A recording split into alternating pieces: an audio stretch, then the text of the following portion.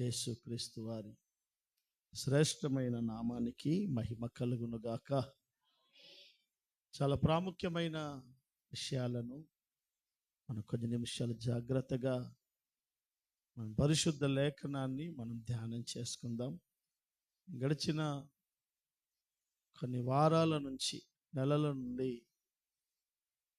మనం ధ్యానం చేస్తూ వస్తున్నాం. ఏంటంటే, ఆ మహిమ కలిగిన రాకడకి సిద్ధపడే గుంపు ఏ విధంగా ఆత్మీయ యాత్ర చేయాలి, ఏ విధంగా వారి ఆత్మీయ జీవితాన్ని కట్టుకోవాలి. మహిమ కలిగిన రాకడకు సిద్ధపడే గుంపును పరిశుద్ధ గ్రంథం ఒక నూతన యెరూషలేము పట్టణంతో పోల్చింది. దైవజనుడైన యోహానుకు దేవుడు దర్శనమిచ్చి మాట్లాడుతున్నప్పుడు, నీకు గొర్రెపిల్ల యొక్క భార్యను చూపిస్తాను అని చెప్పి ఒక మహిమ కలిగిన నూతన యెరూషలేము అనే పట్టణాన్ని చూపిస్తాడు. అంటే ప్రభు రాకడకి సిద్ధపడే ఒక వధువు నూతన యెరూషలేము ఎలా కట్టబడిందో, తనను తాను అలాగ కట్టుకునే ఒక సమూహపు యొక్క గుంపది. ఆ గుంపు ప్రత్యేకం, వారి సిద్ధపాటు ప్రత్యేకం, వారి ఆలోచన విధానాలు ప్రత్యేకం. బాగా వినండి. కోట్ల మంది వివాహానికి వచ్చిన పెళ్లి కుమార్తె ప్రత్యేకం. పెళ్లి కుమార్తె ప్రత్యేకం. వివాహానికి వచ్చేవారు ఎంతమంది ఎన్ని విధములైన అలంకరణలు చేసుకొని వచ్చినా, సమాజం అంతా వివాహానికి వచ్చిన వేల మంది ఎవరిని చూస్తారు అని అంటే పెళ్లి కుమార్తెను చూస్తారు. చెప్పండి, ఎవరు చూస్తారు? పెళ్లి కుమార్తె. వాళ్ళందరూ రావడానికి ప్రత్యేకమైన ఒకే ఒక కారణం వివాహం. పెళ్లి కుమార్తె ప్రత్యేకం. ఆ పెళ్లి కుమార్తెగా సిద్ధపడే గుంపు ఒక విశ్వాసుల గుంపు, సేవకుల గుంపు ప్రత్యేకం. అది అందరిలాగా ఉండరు. బాగా వినండి. దైవజనులు అయ్య మాకు ఎప్పుడు చెప్తాడు, జనరల్ భోగిలాగా నువ్వు ఉండొద్దు. జనరల్ సేవ. జనరల్ అంటే అర్థం ఏంటంటే అందరిలో ఒకటి. స్పెషల్ ఏం లేదు. స్పెషల్ ఏం లేదు. ఒక విలువైన సేవ చేయాలంటే నువ్వు అందరు లోకస్తులు చేస్తున్నట్టుగా జనరల్గా చేస్తే నువ్వు జనరలే. నీ దర్శనం, దేవుడు మనకిచ్చిన దర్శనం ప్రత్యేకమైంది. ఈ ఉపదేశం విలువలు ప్రత్యేకమైనవి కనుక నువ్వు ఒక ప్రత్యేకమైన సేవ చేయడానికే ప్రభు మనల్ని పిలిచాడు. ఒక పెళ్లి కుమార్తెను సిద్ధం చేయడానికే ప్రభు మనల్ని పిలిచాడు కనుక నీ దర్శనం అందరిలాగా ఉండకూడదు అని మాకు ఎప్పుడు పరిచర్యలో నూరిపోసాడు.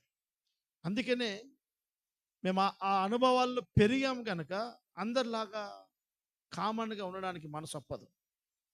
ప్రత్యేకంగా దేవుని కొరకు కామన్ విశ్వాసిగా బతకకుండా ఒక ప్రత్యేకమైన బాండింగ్ దేవునిలో నేను కలిగి ఉండాలి, నేను ఎదగాలి అన్న భావజాలంతో ఏ వ్యక్తులైతే ఎదుగుతారో వాళ్ళే రేపు ప్రభు రాకడికి ఒక పెళ్లి కుమార్తెగా సిద్ధపడతారు. హల్లెలూయా. దాని కొరకు నీ ప్రయాసం, నీ సమర్పణ, నీ త్యాగం, ఒక మాటలో చెప్పాలంటే ఆ సిద్ధపాటు అంతా నీ మీదనే ఆధారపడింది. నీ ఇష్టం. సిద్ధపడితే సిద్ధపడవచ్చు. అందరిలాగా నేను కామన్ అని అంటే కామన్గానే ఉండిపోతా. లేదు, ఆ మహాఘనమైన రాకడకి నేను సిద్ధపడాలి, అందుకే నాకు దేవుడు ఈ ఉపదేశ క్రమంలోకి నన్ను పిలిచాడు, నా పిలుపు గొప్పది, నా విలువలు గొప్పవి అని అనుకుంటే నీవు పిలుపుకు తగినట్టుగా నిన్ను నీవు ప్రతిష్ఠ చేసుకొని, నీ పిలుపుకు తగినట్టుగా నీ వ్యక్తిత్వాన్ని కట్టుకుంటే నువ్వు ప్రభు రాకడికి నువ్వు సిద్ధపడే అవకాశాలు ఉంటాయి. కనుక దేవుని సముఖంలో ఒక దైవికమైన నియమాన్ని, ఆ నూతన యెరూషలేము కట్టబడిన విధానాన్ని, ఈ భూమి మీద కట్టబడిన ఒక యెరూషలేము పట్టణముతో సమానమని, ఆ యెరూషలేమునకు గుమ్మాలు ఉన్నాయని, జీవవృక్షమునకు హక్కు కలిగిన వారే గుమ్మముల గుండా ప్రయాణం చేసేవాడే ఆ మహిమ కలిగిన దర్శనంలోకి వెళ్ళగలడు అని గడిచిన వారాల నుంచి మనం నేర్చుకుంటున్నాం.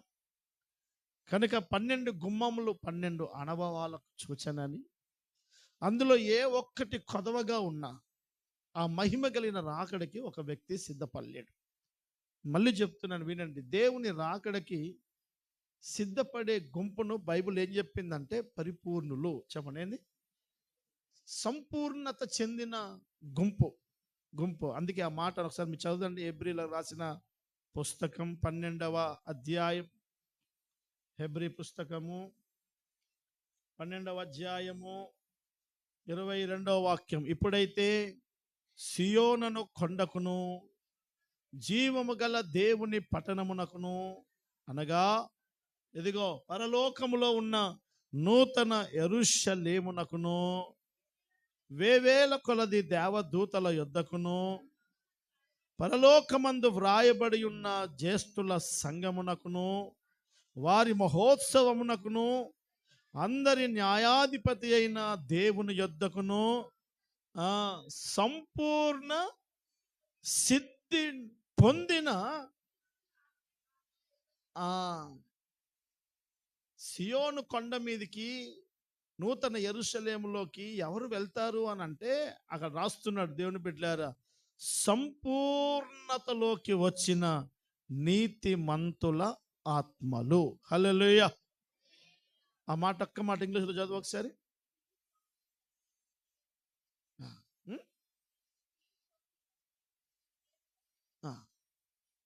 హల్లెలూయా. యేసు రక్తంలో కడగబడిన వారందరూ నీతిమంతులుగా తీర్చబడ్డారు.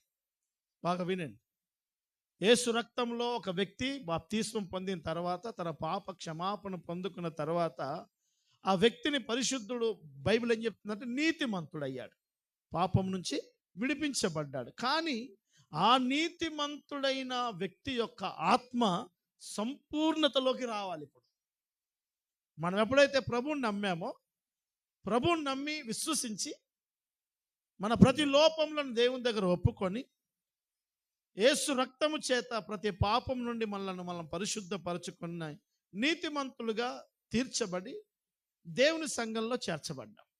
నీతిమంతుడిగా మారాం, కానీ నీతిమంతుడిగా ఉన్న మన ఆత్మ పరిపూర్ణతలోకి, సంపూర్ణతలోకి రావాలి. ఆ సంపూర్ణతలోకి రాగలిగిన ఆ ఆత్మే రేపు సియోను కొండ మీద నిలబడుతుంది. హల్లెలూయా.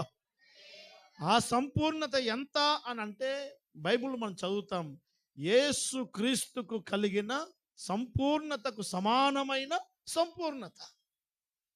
యేసయ్య వలె ఈ సంఘముగా ఒక వ్యక్తిగా మనం మారగలిగితే, ఆ దైవికమైన అనుభవాలు మన జీవితంలో అన్వయించుకోగలిగితే, ఆ వ్యక్తుల గుంపే రేపు మహిమ కలిగిన రాకడలో ఎత్తబడతాయి.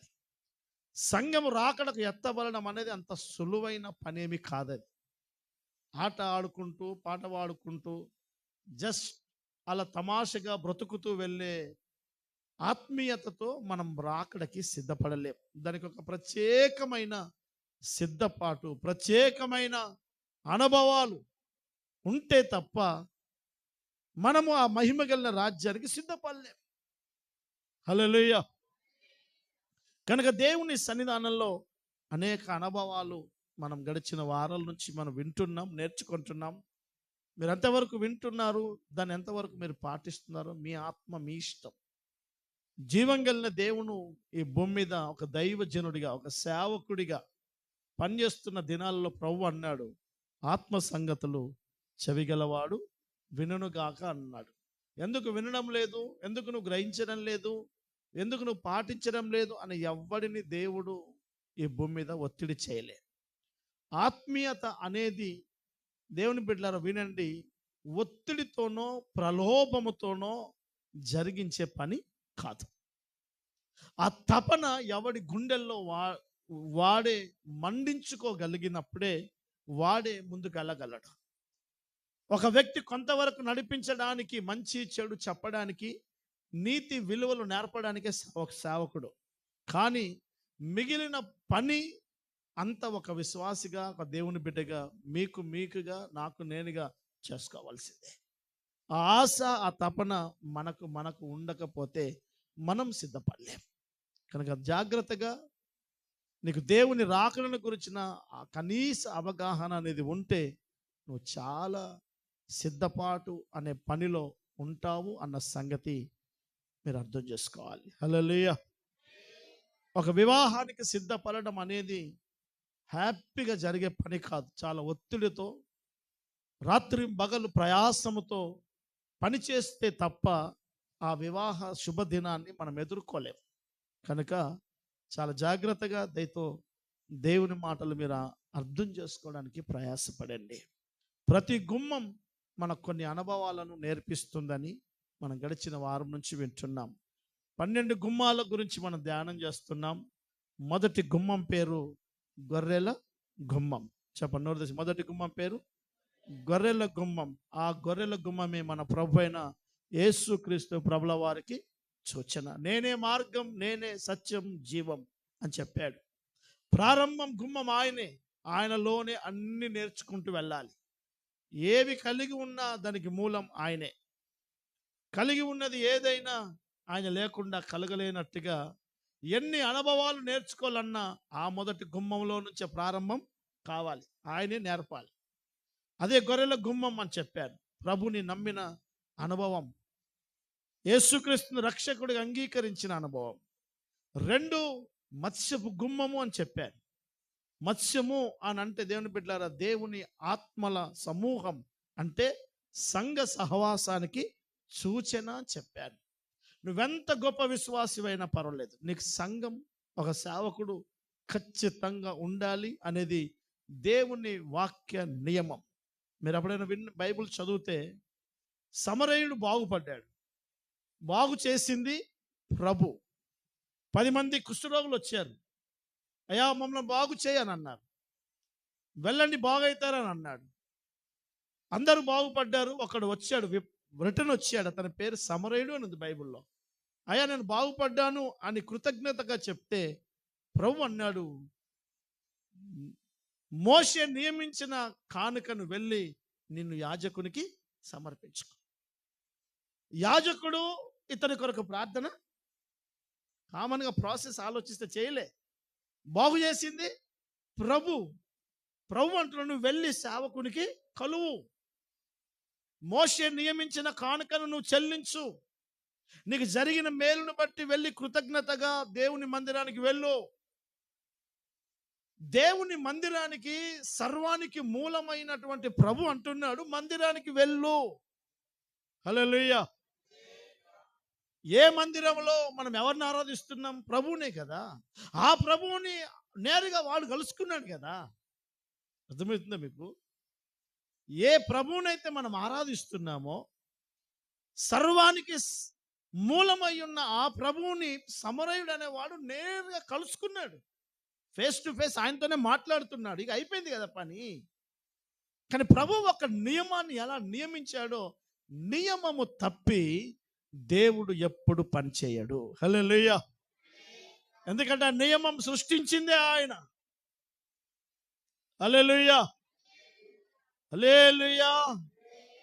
ఆ నియమాన్ని సృష్టించింది ఆయన కనుక నువ్వు వెళ్ళి సేవకుల కలువు అని అంటాడు. అంటే మందిరానికి వెళ్ళు, సంఘ సహవాసానికి వెళ్ళు అని ఎవరు దేవుని తన బిడ్డలకు నేర్పుతున్నాడు అంటే దేవుడే నేర్పుతున్నాడు.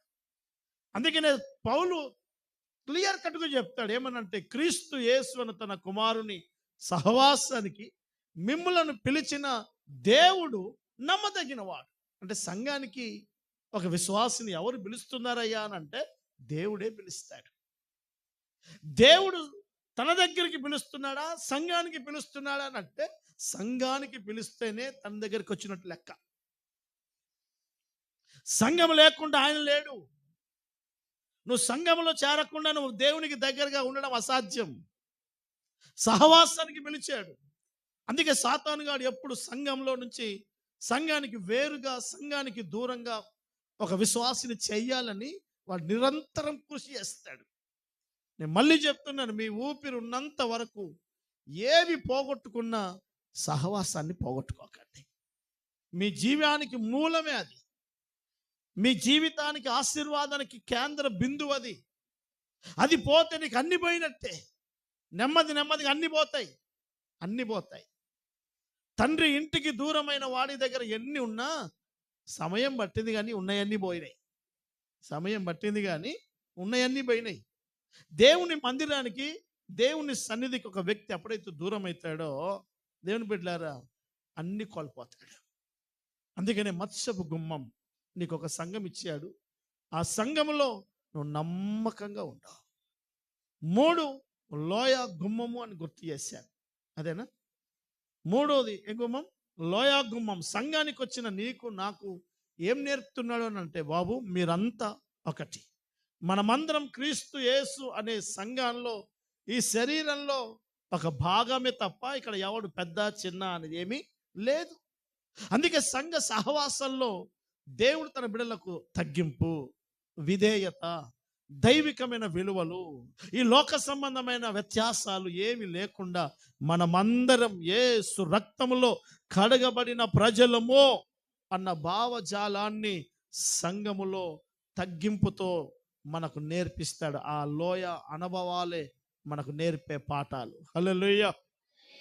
చదువు గట్టిగా హల్లెలూయా. 4వదిగా దేవుని వాక్యాలు మనం చదివాం, పెంట గుమ్మం. ఏ గుమ్మం? పెంట గుమ్మం. సంఘానికి వచ్చినటువంటి తర్వాత లోకంలో నీతిమంతుడు లేడు, ఒక్కడు లేడు అన్న వాక్య ప్రకారం, లోకంలో లేనప్పుడు సంఘానికి వచ్చిన వాడు లోకంలో నుండే వచ్చాం గనక మనలో ఖచ్చితమైనటువంటి బలహీనతలు, లోక సంబంధమైన మాలిన్యం మన వ్యక్తిత్వ జీవితంలో అంటుకొని ఉంటుంది కనుక దేవుని మందిరానికి వచ్చిన వాడు తన జీవితాన్ని ప్రభు పాదాల దగ్గర నిత్యం పరిశుద్ధపరుచుకునే అనుభవాలు నేర్చుకోవాలి. పెంట గుమ్మము. మన ఇంట్లో ఉన్నటువంటి పెంటను, వేస్టేజ్ను ఒక చెత్త కుప్పలో ఎలా డస్ట్బిన్లో పడేస్తామో, నిత్యం దేవుని సన్నిధానంలో దేవుని బిడ్డలైనటువంటి మనం ఈ లోక మాలిన్యాన్ని మనకు అంటనివ్వుకోకుండా, తరచుగా లోకంలో బ్రతుకుతున్నాం గనక ఎక్కడైనా మన జీవితాలు బలహీన పడుతున్నప్పుడు పరిశుద్ధపరుచుకునే అనుభవమే పెంట గుమ్మము నేర్పే అనుభవం. హల్లెలూయా. ఇవన్నీ నేర్పుతూ 12వ గుమ్మం దాటి సింహాసనం దగ్గర నిలబడాలి మనిషి. ఇవన్నీ ప్యూరిఫై చేసుకుంటూ, ఇవన్నీ నేర్పిస్తూ, ఇవన్నీ మనకు బ్రతికే అనుభవాల గుండా నడిపిస్తూ, ఒకరోజు మనం చదివాం హెబ్రీ పుస్తకంలో, సంపూర్ణుడిగా, సంపూర్ణ సిద్ధి నొందిన ఒక ఆత్మగా దేవుని ఎదుట మనము, మీరు, నేను నిలబడాలి. హల్లెలూయా. చబలుష్యర్గా హల్లెలూయా. ఒకవేళ ఇవన్నీ మన జీవితంలో జరగకుండా నేను పరిపూర్ణుడు అయిపోయినని ఎట్లా చెప్తాం? దినములు మాసాలు నిండిన తర్వాత ఒక గర్భములో శిశువు పరిపూర్ణత పొందినట్టుగా ఒక్కొక్క అనుభవం నేర్చుకుంటూ అవి పాటిస్తూ చివరికి యేసయ్య పరిపూర్ణతలోకి సంఘం రావాలి. కనుక 4వదిగా పెంట గుమ్మం అని చెప్పాను. 5వదిగా ఏం చెప్పాను? ధారా గుమ్మం, పరిశుద్ధాత్మ అనుభవం. పరిశుద్ధాత్మ అనుభవం. సంఘంలో చేర్చబడ్డ ప్రతి వ్యక్తి దేవుని ఆత్మతో నింపబడడం 100% అవసరం. అది కొద్ది మందికి పొందుకునే అనుభవం కాదది. అందరూ అంతటా మారు మనసు పొందడం ఎంత అవసరమో బైబిల్ చెప్తుంది. పేతురు మొదటి ప్రసంగంలోనే చెప్తాడు, ఇదిగో మీరు పాప క్షమాపణ నిమిత్తం మారు మనసు పొంది బాప్తిస్మం పొందండి, అప్పుడు మీరు పరిశుద్ధాత్మ అనే వరాన్ని పొందుకుంటారు. పరిశుద్ధాత్మ అనే అనుభవం ఒక విశ్వాసికి ఒక గుమ్మం.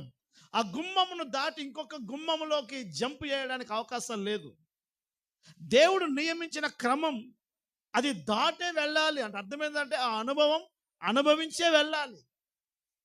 అందుకని అంచె దినాలలో అందరి మీద నా ఆత్మను నేను కుమ్మరిస్తానన్నాడు. ఆ ఆత్మ కుమ్మరింపు కొరకు ఒక విశ్వాసిగా నీవే ప్రయాసపడాలి. నీవే ప్రభు దగ్గర అడగాలి. నీవే దేవుని దగ్గర దాని గురించిన తపన, దప్పిక, దుప్పి నీటి వాగుల కొరకు ఆశపడ్డట్టుగా నిజంగా నాకు పరిశుద్ధాత్మ అవసరము అన్న భావజాలం అర్థమైన వాడు అడుగుతాడు. అడుగుతాడు. మనం అనేకం అడుగుతాం. క్రైస్తవ ప్రపంచానికి అనేకం అడుగుతాం. ప్రతి అక్కర అవసరతలు ప్రభు పాదాల దగ్గర పెడతాం. కానీ ఆత్మ నింపుదల నాకు అవసరము, నాకు ఆత్మ అభిషేకం అవసరము అని ఎవడైతే గ్రహిస్తాడో, ప్రభా నాకు నీ అభిషేకం కావాలి, నీ ఆత్మ లేకుండా నేను నీ ముందుకు నడవలేను, నీ ఆత్మ చేత నన్ను ముద్రించు, నన్ను అభిషేకించు అని ఒక విశ్వాసిగా, ఒక సేవకుడిగా మనం ప్రభు దగ్గర అడగాలి. హల్లెలూయా. చెప్పాలి గట్టిగా హల్లెలూయా. దాని కొరకు అది చాలా విలువైనది కనుక, వెండి బంగారాలతో ఆ వరాన్ని కొనలేము గనక ఒక సాధారణమైన అక్కర కొరకు ఎన్నో రోజులు ప్రార్థిస్తాం. ఒక గర్భఫలం కోసం సంవత్సరాలు ప్రార్థిస్తాం.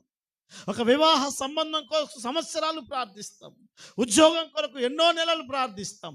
కానీ ఆత్మ నింపుదల కోసం ఎప్పుడో అట్లా జస్ట్ టూకీగా. అందుకే ఈ తరం సంఘ బిడ్డల జీవితాల్లో ఆత్మ నింపుదల ఉండదు. కారణం అడగలేదు, దాని కొరకు వారు తప్పించడం లేదు. ఒక గారడి వాడైన సీమోన్ లాగా ఏదో పైన అడిగినట్టుగా హృదయంతరంగంలో లేదు కనుక ఈ ఆత్మ నింపుదల కార్యములో చాలా మంది విశ్వాస బిడ్డలకి పాలిభాగం లేదు. పరిశుద్ధ లేఖన ప్రకారం అభిషేకము నింపుదల లేకుండా కొత్త నిబంధన సంఘానికి సేవ చేసే రైట్స్ సేవకుడికి లేవు. బాగా వినండి. ఖచ్చితంగా ఆత్మ నింపుదల పొందాల్సిందే, అభిషేకం పొందాల్సిందే. నేను ఆత్మతో నింపబడకుండా సంఘాన్ని ఆత్మీయతలో నడిపించడం అసాధ్యం. పరిశుద్ధ గ్రంథం చెప్తుంది, ఆయన మన కొరకు ఏటిని సిద్ధపరిచాడో అవి మన కంటికి కనబడలేదు, చెవికి వినబడలేదు, ఒక మనుష్యుని హృదయానికి గోచరం కాలేదు. మరి కంటికి కనబడనివి, చెవికి వినబడనివి, అసలు మానవ జ్ఞానానికే అందనివి మరి నాకెలా తెలుస్తాయి? నేను మీకు ఎలా చెప్పాలి? మీకు ఎలా అర్థమవుతాయి అంటే అక్కడ కింద అంటాడు, అవన్నీ దేవుని ఆత్మ ద్వారానే మనకు బయలుపరచబడుతున్నాయి. హల్లెలూయా. చపాలి గట్టిగా హల్లెలూయా. ఇప్పుడు దేవుని ఆత్మతో నాకు సరి అయిన బంధం లేదు. ఆయన ఆయన ఆయన నా కంటికి కనబడకుండా ఉన్నవి నాకు అర్థం కాలేదు కనుక నేను బోధించలేదు. నా చెవికి ఆ ఆత్మ సంగతులు వినే సామర్థ్యం నాకు లేదు కనుక నేను చెప్పలేదు. నా జ్ఞానానికి, నా హృదయానికే అసలు గోచరం అంటే అర్థమే కాలేదు, నేనేం చెప్పను. నాకు అర్థం కాలేదు, నీకు అర్థం కాలేదు. అప్పుడు నేను ఒక ఆత్మ సంబంధమైన సంఘాన్ని నేను కట్టలేను. హల్లెలూయా. చదముష్యారుగా హల్లెలూయా. అవన్నీ నీకు అర్థం కావాలంటే నీవు కూడా ఒక ఆత్మ నింపుదలతో ఉంటే ఆత్మ సంగతులు ఆత్మీయుడు గుర్తుపడతాడు. అవును, ప్రభు నా కొరకు ఒక రాజ్యాన్ని సిద్ధం చేశాడు, ప్రభు నా ప్రయాసానికి ఒకరోజు జీతం సిద్ధం చేశాడు, ప్రభు నా కొరకు 1000 పరిపాలన ఇచ్చాడు, ప్రభు నాకు 7 ఏళ్ళ విందు పెట్టాడు. ఆయన సిద్ధపరిచిన గొప్ప గొప్ప అనుభవాలు ఎవడికి అర్థమవుతాయి అని అంటే ఆత్మ నింపుదల పొందిన వాడికి అర్థమవుతాయి. అర్థమైనప్పుడు వాటి కొరకు వాడు ప్రయాసపడతాడు. ప్రకృతి సంబంధమైన వ్యక్తికి అవి అర్థం కాదు. ఇంతకాలం ప్రభువుని నమ్మాను, నాకు ఇందిరమ్మ ఇల్లు కూడా శాంక్షన్ కాకపోయా. ఇంతకాలం ప్రభువుని నమ్మాను, నా బిడ్డలకు కొడుకు పుడతాడు అనుకుంటే 3 బిడ్డలే పుట్టారు. నేను ఇంతకాలం ప్రభుని ప్రార్థన చేస్తున్నాను, మంచోడు దొరుకుతాడంటే తాగుబోతాడు దొరికాడు. ఇవన్నీ ప్రకృతి సంబంధమైన వాడికి దేవుడు ఏం సిద్ధపరిచాడు ఇవేం వెతుకుతాను. ఆయన సిద్ధపరిచిన ఏంటి, వీడు వెతుకుతున్నా ఏంటి? అందుకే ప్రభు అన్నాడు, మీరు రొట్టెల కోసం నన్ను వెంబడిస్తున్నారా అని అన్నాడు. అంటే ఈరోజు చాలా మందికి దేవుణ్ణి ఎలా వెతకాలో కూడా తెలవడం లేదు. హల్లెలూయా. చపాలి గట్టిగా హల్లెలూయా. ఆ తర్వాత పరిశుద్ధాత్మ నింపుదల ధారాగుమ్మాన్ని గురించి చాలా విషయాలు మీకు చెప్పాను. తరచుగా ఆత్మ నింపుదల గురించి నేను మీతో మాట్లాడుతూనే ఉంటాను. అభిషేకం విలువలు చాలా గొప్పవి. ఆత్మ నింపుదల సరిగ్గా గుర్తుపట్టాలి. ఆత్మ చాలా పనిచేస్తుంది. ఒక మాటలో చెప్పాలంటే కొత్త నిబంధన సంఘాన్ని కడుతున్నది పరిశుద్ధాత్ముడే. హల్లెలూయా. ఆత్మయు పెళ్లి కుమార్తెయు ఇక్కడికి ఎక్కి రండి అని పరలోకపు పిలుపు పలికినట్టుగా పరలోకంలో తీసుకెళ్ళడానికి పెళ్లి కుమార్తెగా సిద్ధపరిచేది పరిశుద్ధాత్ముడే. ఆ ఆత్మ నీ జీవితంలో అనుభవాలు లేకపోతే నువ్వు ఒక పెళ్లి కుమార్తెగా సిద్ధపరచబడలేవు. అందుకనే ఆత్మతో నింపబడాలి, ఆత్మ చేత నడిపించబడాలి. పరిశుద్ధాత్మ దేవుడు నిత్యం మన జీవితంలో ఉండునట్లుగా ఆ ప్రసన్నత కొరకు ప్రభు దగ్గర పాకులాడాలి. హల్లెలూయా. ఆ తర్వాత ఆరవదిగా నీటి గుమ్మము అని చెప్పాను. నీటి గుమ్మము అంటే దేవుని వాక్యానికి సూచన చెప్పాను. నీటి గుమ్మం, నీటి గుమ్మం దేవుని సముఖంలో నుంచి జీవజలపు నది ప్రవహించినట్లుగా ఆ నీటి గుమ్మము దేవుని వాక్యపు అనుభవాలకు సూచిస్తుందని, ఆ వాక్యములో సంఘం ఎదగాలని, ఆ వాక్యం ఏదో కలిపి చెరిపే వాక్యం కాదు, అది అపోస్తుల ఉపదేశం అని, 4 రకాల త్రోవలు కలిగిన వర్తమానాలు వాక్యం లేదు, వాక్యం ఒకటే. అందుకే గడిచిన దినాల్లో మీకు గుర్తు చేశాను, ఉపదేశ క్రమం ఒకటి ఆయన గొప్ప చేశాడు. ఒకటే ఉపదేశం. యేసు ప్రభుల వారు 12 మందికి అప్పగించిన 12 రకాల పద్ధతులు అప్పగించలేదు, ఒకటే పద్ధతి అప్పగించాడు. ఈరోజు 10 పద్ధతులు 20 పద్ధతులు మారాయి అని అంటే మానవ కల్పితాలు వచ్చాయి. అందుకనే వాక్యం ప్రతిరోజు చదివి, వాక్యం ప్రతిరోజు గ్రహించి, ఒక బెరాయ సంఘం పరిశుద్ధ గ్రంథంలో పరిశుద్ధ గ్రంథాన్ని పరిశీలన చేసి, ఇలా ఉందా లేదా, ఈ వ్యక్తి చెప్తున్న మాటలు బైబిల్ ప్రకారంగా ఉన్నాయా లేవా అని నిత్యం పరిశుద్ధ గ్రంథంతో ఒక బంధం. ఈరోజు ప్రజలు చెడిపోవడానికి అతిపెద్ద కారణం ఏంటంటే వాక్యంతో వాళ్ళకి సరైన బంధం లేకపోవడం. ఎవడో ఏం చెప్పినా నమ్ముతున్నారంటే అసలు వాడు చెప్పేది రైటా అబద్ధమా తెలవాలి అంటే అసలు ఈ మనిషికి వాక్యం తెలవాలి కదా. ఈ మనిషికి వాక్యంతో బంధం ఉండదు, వాక్యంతో చదివే అనుభవాలు ఉండవు. 10 ఏళ్ల నుంచి బైబిల్ మోస్తాం, కానీ 10 పేజీలు చదివిన అనుభవాలు ఉండవు. నువ్వెన్ని ప్రసంగాలు విన్నా నీవు పరిశుద్ధ గ్రంథం చదివే అలవాటు నీకు లేకపోతే నీ కష్టం. అందుకనే వాక్యం నీటి గుమ్మము అనేది అనుభవాన్ని గడిచిన వారం నేను మీకు చాలా క్లియర్ కట్గా చెప్పాను.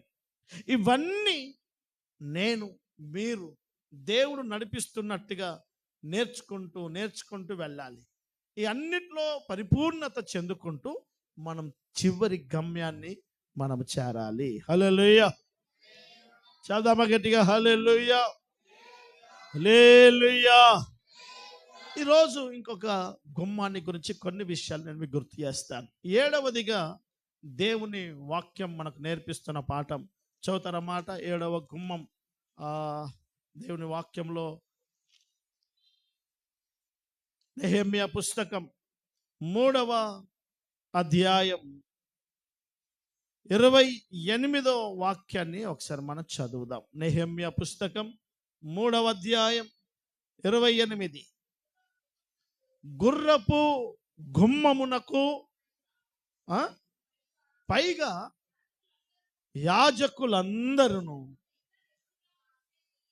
తమకు బాగు చేసిరి. చాలు, జాగ్రత్తగా వినండి. దేవుని మాటలు కాస్త లోతుగా మీరు ఆలోచించండి. 7వ గుమ్మం పేరు పరిశుద్ధ గ్రంథం నేర్పుతున్న పాఠం ఏంటంటే గుర్రపు గుమ్మం. చెప్పండి, ఏం గుమ్మం? ఇవి నేను ఎందుకు మాటికి ప్రతి వర్తమానంలో రిపీట్ చేస్తానంటే ఈ ఉపదేశం ఇది ఆదివారం ప్రసంగం కాదు, ఇది సబ్జెక్ట్. ఇది ఉపదేశ క్రమాలు, ఇవి అపోస్తుల పునాదులు అంటే ఇవే. ఇవి బాగా మనము హృదయంలో పెట్టుకోవాలి. సువార్త సభలలో చెప్పేవి గాస్పల్ సువార్తది. యేసు రక్షకుడు అని చెప్పేది అన్య జనాంగం యేసు దగ్గరికి రావడానికి, వచ్చిన వారు సంపూర్ణం చెందాలి అని అంటే ఇదిగో ఉపదేశం. ఒక శిశువు పాలతో, రొట్టెతో, మాంసముతో, ఒక ప్రోటీన్ ఫుడ్తో ఎదిగి ఎదిగి పెద్దవాడు అయినట్టుగా కనగానే పెద్దోడు కాలేడు కనుక యేసు రక్తంలో కడగబడిన ఒక విశ్వాసి నెమ్మదిగా ఆత్మ సంబంధమైన అనుభవాల గుండా వాక్యపు లోతులో ఎదిగి సంపూర్ణుడిగా మారాలి. ఇప్పుడు దేవుని లేఖనంలో ఈరోజు మీకు కొన్ని విషయాలు గుర్తు చేస్తాను. ఏంటంటే గుర్రపు గుమ్మం. గుమ్మం పేరు దేవుని బిడ్డలారా గుర్రపు గుమ్మం. ఈ గుర్రం గుమ్మం దేనికి సూచన అని అంటే, పరిశుద్ధ గ్రంథం మనకు నేర్పేది గుర్రాన్ని రాజులు యుద్ధ మైదానంలో వాడతారు. ఎక్కడ వాడతారు? యుద్ధ మైదానం అంటే యుద్ధ రంగములో పోరాటము చేసే ఒక పోరాటానికి సూచనగా ఈ గుమ్మం మనకు నేర్పుతుంది. యుద్ధం. దేవుని బిడ్డలైనటువంటి మనం క్రమక్రమంగా ఎదుగుతూ నీవు నేను దేవుని సన్నిధానంలో ఒక దైవికమైన పోరాటం ఈ భూమి మీద నువ్వు కలిగి ఉంటావు. ఒక మహిమ కలిగిన రాకడకు నువ్వు నిలబడాలి అని అంటే ఒక బలమైన ఆత్మ సంబంధమైన పోరాటం భూమి మీద చేయాల్సి వస్తుంది.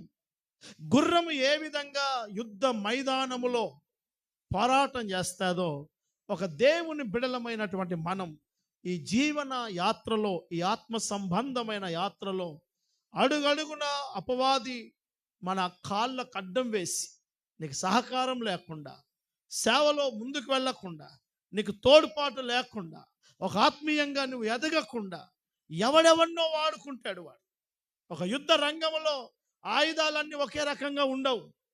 ఏ ఆయుధాలు వాడాలో ఆయుధాలు వాడతాడు శత్రువు. హల్లెలూయా. బాణం వేస్తాడు, కత్తి దూస్తాడు, ఖడ్గం దూస్తాడు, బాంబులు వేస్తాడు, ఎన్నైనా చేస్తాడు. టార్గెట్ ఒకటి, నేను చంపాలి. నువ్వు ఆత్మ సంబంధంగా ముందుకు వెళ్లకుండా ఒక పోరాటం నీకు సృష్టించడానికి ఆర్థికం వాడుతాడు, నీ కుటుంబాన్నే వాడుతాడు, నీ బంధువులను వాడుతాడు, నీకు ప్రేమించే వారిని వాడుతాడు.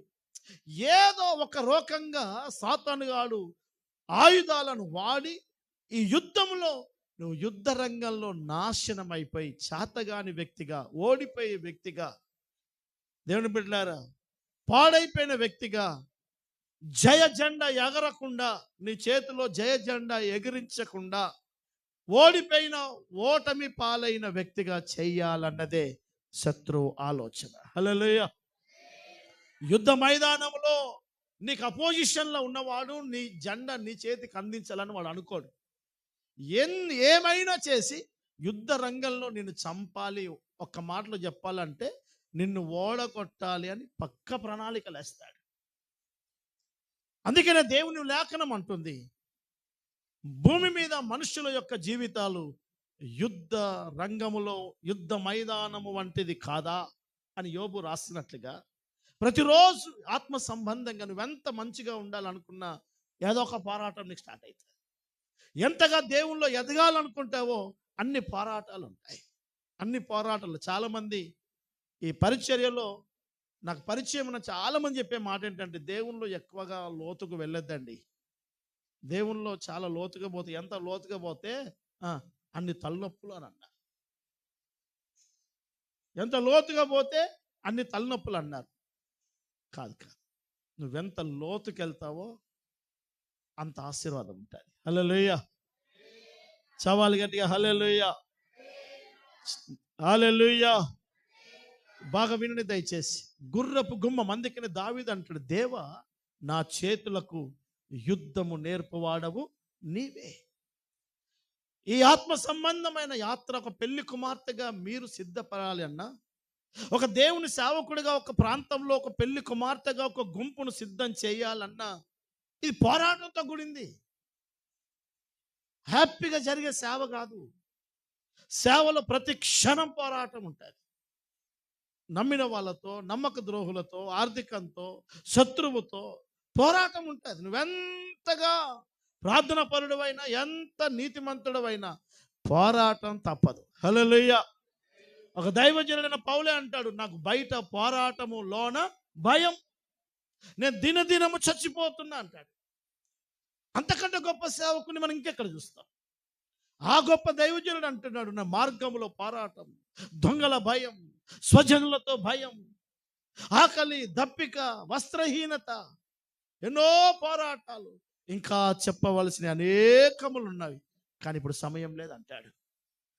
పరలోకానికి నేరుగా వెళ్ళి వచ్చిన వాడు, దేవునితో స్పష్టంగా మాట్లాడగలిగిన వాడు ఆయన అంటాడు, ఈ సేవలో నేను అడుగడుగున పోరాటాలు ఎదుర్కొంటున్నాను. ఈ ఆత్మ సంబంధమైన ఈ యాత్రలో నీకు పోరాటము లేదు అని అంటే నీవు దైవ నియమములో లేవు అని అర్థం. లేవు అని అర్థం. దేవుని లేఖనం అంటుంది గుర్రపు గుమ్మం. ఇప్పుడు గుర్రం ఎలా యుద్ధం చేస్తుందో, ఆ గుమ్మం మనకేం నేర్పుతుందో నేను మీకు కొన్ని విషయాలు గుర్తు చేస్తాను. దేవుని లేఖనం, నా దేవుని బిడ్డలారా, పరిశుద్ధ గ్రంథంలో నేను త్వరగా మీకు కొన్ని విషయాలు గుర్తు చేస్తాను. ఎస్తేరు పుస్తకం 8వ అధ్యాయం. దయచేసి త్వరగా తీయండి. ఎస్తేరు గ్రంథం 8వ అధ్యాయం 9, 10 వాక్యాలు ఒకసారి చదువుదాం. ఎస్తేరు గ్రంథం 8, 9, 10. అయితే రాజు పేరట వ్రాయబడిన రాజు ఉంగరముతో ముద్రించబడిన తాకీదులను ఏ మానవుడు మార్చజాలడు. కాగా మీకిష్టమైనట్లు మీరు రాజునైన నా పేరట యూదుల పక్షమున తాకీదు ఉత్తరాన్ని వ్రాయించి రాజు ఉంగరముతో దానిని ముద్రించుడి. 23వ దినమందు రాజు యొక్క పిలువబడిరి. మొర్దెకై ఆజ్ఞాపించిన ప్రకారం యూదులకును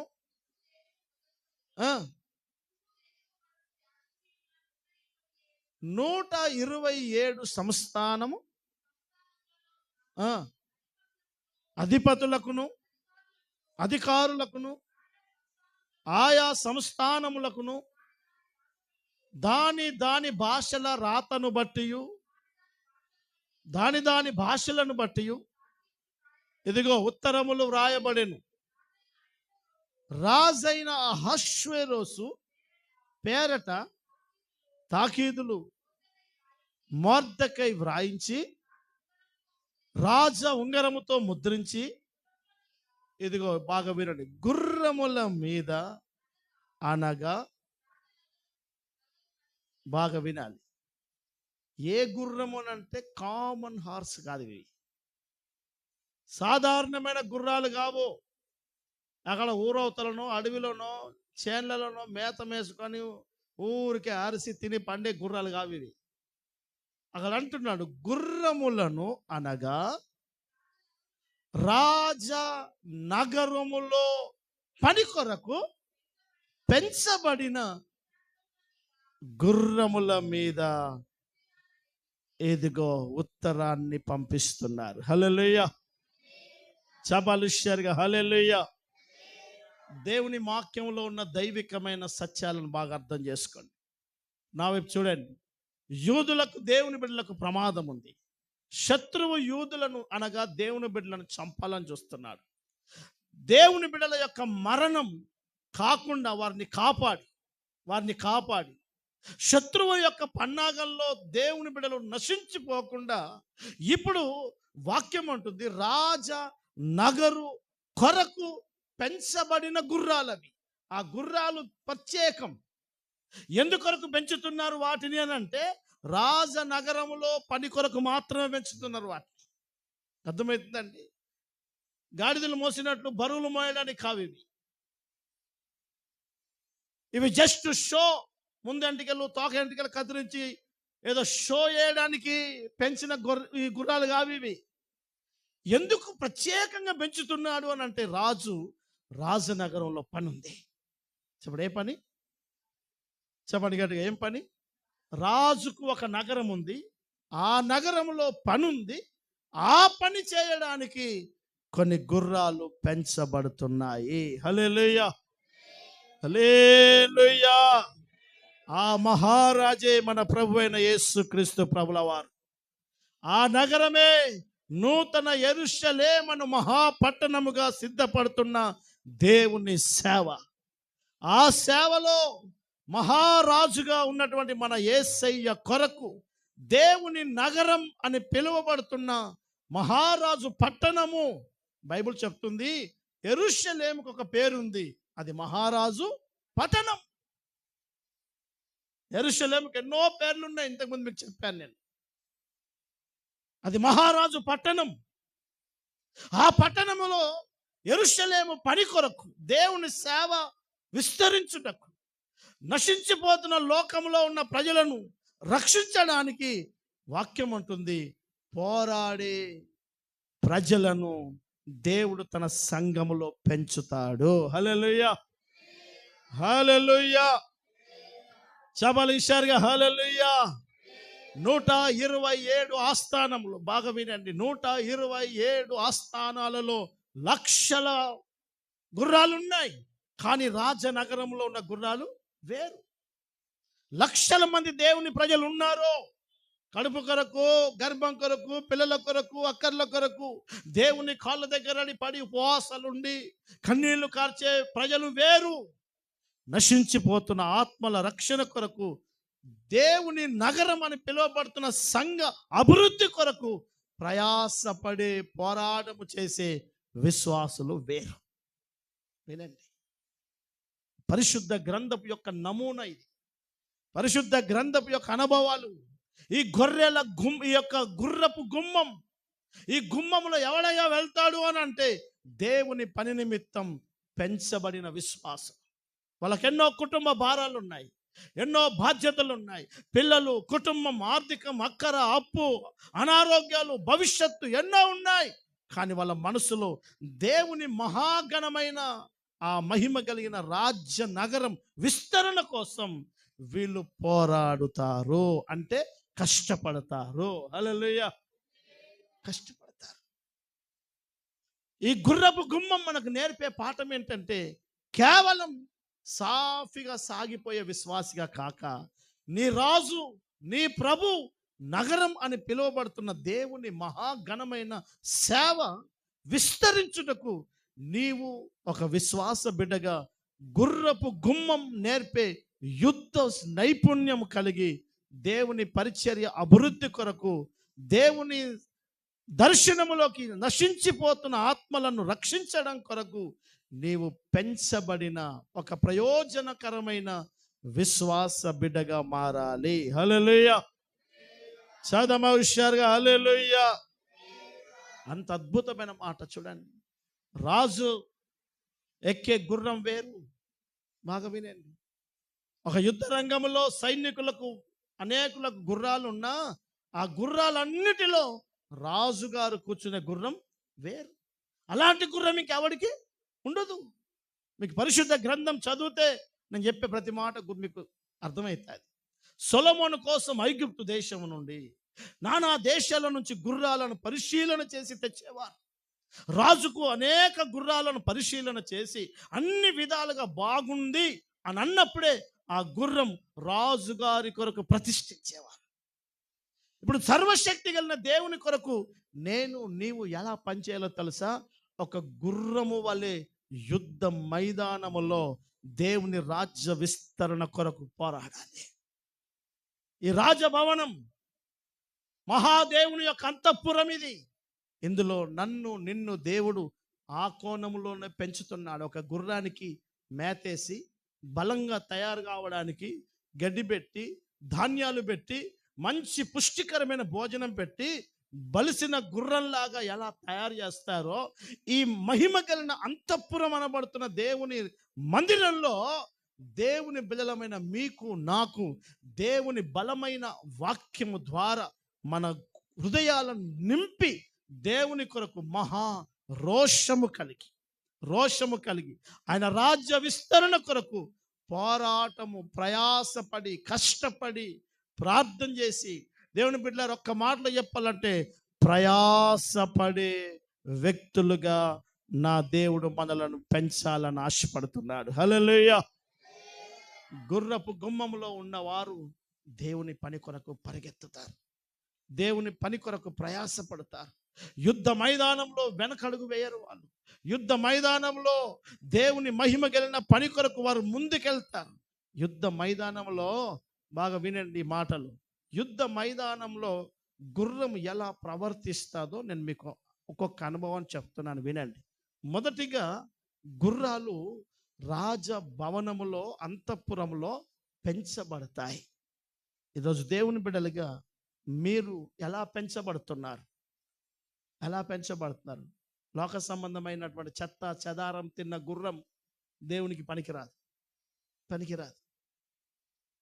అది కొండల మీదనో గుట్టల మీదనో అలా ఖాళీగా తిరగడానికి తప్ప, లేకపోతే 4 పిల్లలను వేసుకుని సర్కస్ ఆడడానికి తప్ప అది ఎందుకు పనికిరాదు.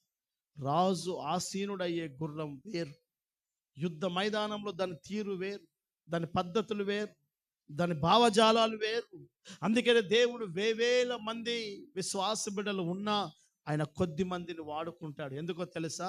వారి భావజాలాలు వేరు, వారి ఆలోచనలు వేరు, వాళ్ళ పద్ధతులు వేరు, వారి మనస్సులో వారి గుండెల్లో పుట్టుకొచ్చినటువంటి ఆ రోషం వేరు.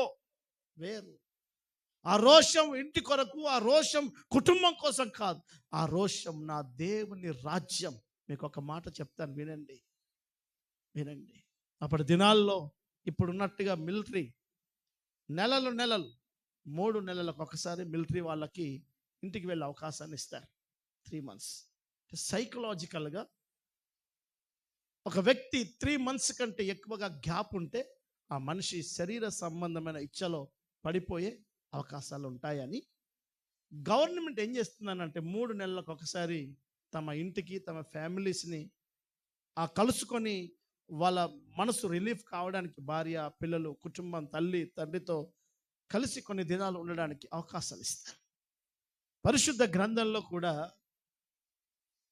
ఊరియా అనబడుతున్న ఒక సైనికుడు ఉన్నాడు. ఇతడు బలవంతుడు. యుద్ధ రంగంలో కొన్ని నెలలు యుద్ధాలు జరుగుతాయి. ఆ దినాల్లో భార్య, పిల్లలకి, కుటుంబానికి దూరం ఉంటాడు. ఊరియా మహారాజు అయినటువంటి దావీదు దగ్గరికి వచ్చినప్పుడు దావీదు అంటాడు, ఊరియా నువ్వు అలసిపోయావు, కొన్ని నెలల నుంచి యుద్ధం జరుగుతుంది, నువ్వు ఊరు బయటే ఉంటున్నావు, భార్య కుటుంబానికి దూరంగా ఉంటున్నావు, వెళ్ళు, ఇంటికి వెళ్ళు, విశ్రాంతి తీసుకో, కాస్త రిలాక్స్గా మనసు ప్రశాంతం చేసుకో, మళ్ళీ యుద్ధరంగంలోకి వెళ్ళాలి అని చెప్పినప్పుడు ఆయన వెళ్తూ రాజనగరాన్ని దాటుతూ ఉంటే అక్కడ యుద్ధ పరిస్థితుల గురించి మాట్లాడుతున్న సైనికులను చూసి అక్కడే ఆగిపోయి అక్కడే పడుకుంటాడు. తెల్లారి అడుగుతాడు దావీదు, ఊరియా నువ్వు ఇంటికి వెళ్ళలేదా అని. అంటే ఊరియా అంత స్పష్టంగా మాట్లాడతాడంటే, నా రాజు, నా తోటి సైన్యం యుద్ధ రంగంలో ప్రాణాలకు తెగించి పనిచేస్తుంటే నా భార్య పక్కలో పడుకోవడానికి నేను వెళ్ళాలా అని అంటాడు. ఎంత పవర్ఫుల్ మాట మాట్లాడుతున్నాడు. ఇతని భావం ఏంటి అని అంటే, నా కుటుంబం, నా సుఖం ముఖ్యం కాదు, నా దావీదు రాజ్యం ముఖ్యం, నా రాజు క్షేమం ముఖ్యం, నా తోటి సైనికుల యొక్క ప్రాణాలు అక్కడ తెగింపులో ఉంటే నేనెందుకు భూమి మీద సుఖంగా ఉండాలి? దావీదు ఆశ్చర్యపోతాడు. ఈరోజు నీకు నాకు ఒక అడవి ప్రాంతంలో, అరణ్యంలో సేవ చేసే సేవకుడికి కూడా భయం, ప్రాణం, ఆకలి, దప్పిక, భార్య, పిల్లలు, కుటుంబం నీకెలా ఉన్నాయో ఆ వ్యక్తి కూడా అన్నీ అలాగే ఉంటాయి. సంపాదించిన పిల్లలు బాగుండాలి అని అనుకున్న ఒక విశ్వాసిగా, ఒక సాధారణమైన వ్యక్తిగా నీకు నీ కుటుంబం పట్ల ఎన్ని ఆశలు ఉంటాయో ఒక దైవజనునికి కూడా అలాగే ఉంటాయి. నీకేమన్నా అయితే నా పిల్లల భవిష్యత్తు ఏంటి అన్న ప్రశ్నలు నీకు 100 ఉంటే అలాంటి ప్రశ్నలు 1,00,000 ఉంటాయి సేవకునికి. కానీ అతని ఆత్మలో ఒక దైవికమైన తీవ్రత, నా దేవుని రాజ్యం కట్టాలి, నేను కూడా ఒక సాధారణంగా నా కొరకు బ్రతికితే బాగుండదని తన కుటుంబాన్ని త్యజించుకొని తన సౌఖ్యాన్ని తాకట్టు పెట్టి దేవుని రాజ్య నిర్మాణం కొరకు గుండెల నిండా పౌరుషముతో నింపుకొని పనిచేస్తాడు. హల్లెలూయా. అలాంటి సేవకులు, అలాంటి విశ్వాసులు దేవుని బిడ్డలారా ఉన్నారు కనుకనే పని జరుగుతుంది. సంఘంలో 100 మంది విశ్వాసులు ఉంటారు, కానీ భారం అందరికి ఉండదు, ఆ పోరాటం అందరికి ఉండదు. అందుకే ప్రత్యేకంగా మీకు చూపిస్తున్నాను, రాజ నగరములో ఏ గుర్రమైతే పెంచబడిందో ఆ గుర్రమే అలాగూ బ్రతుకుతుంది. హల్లెలూయా.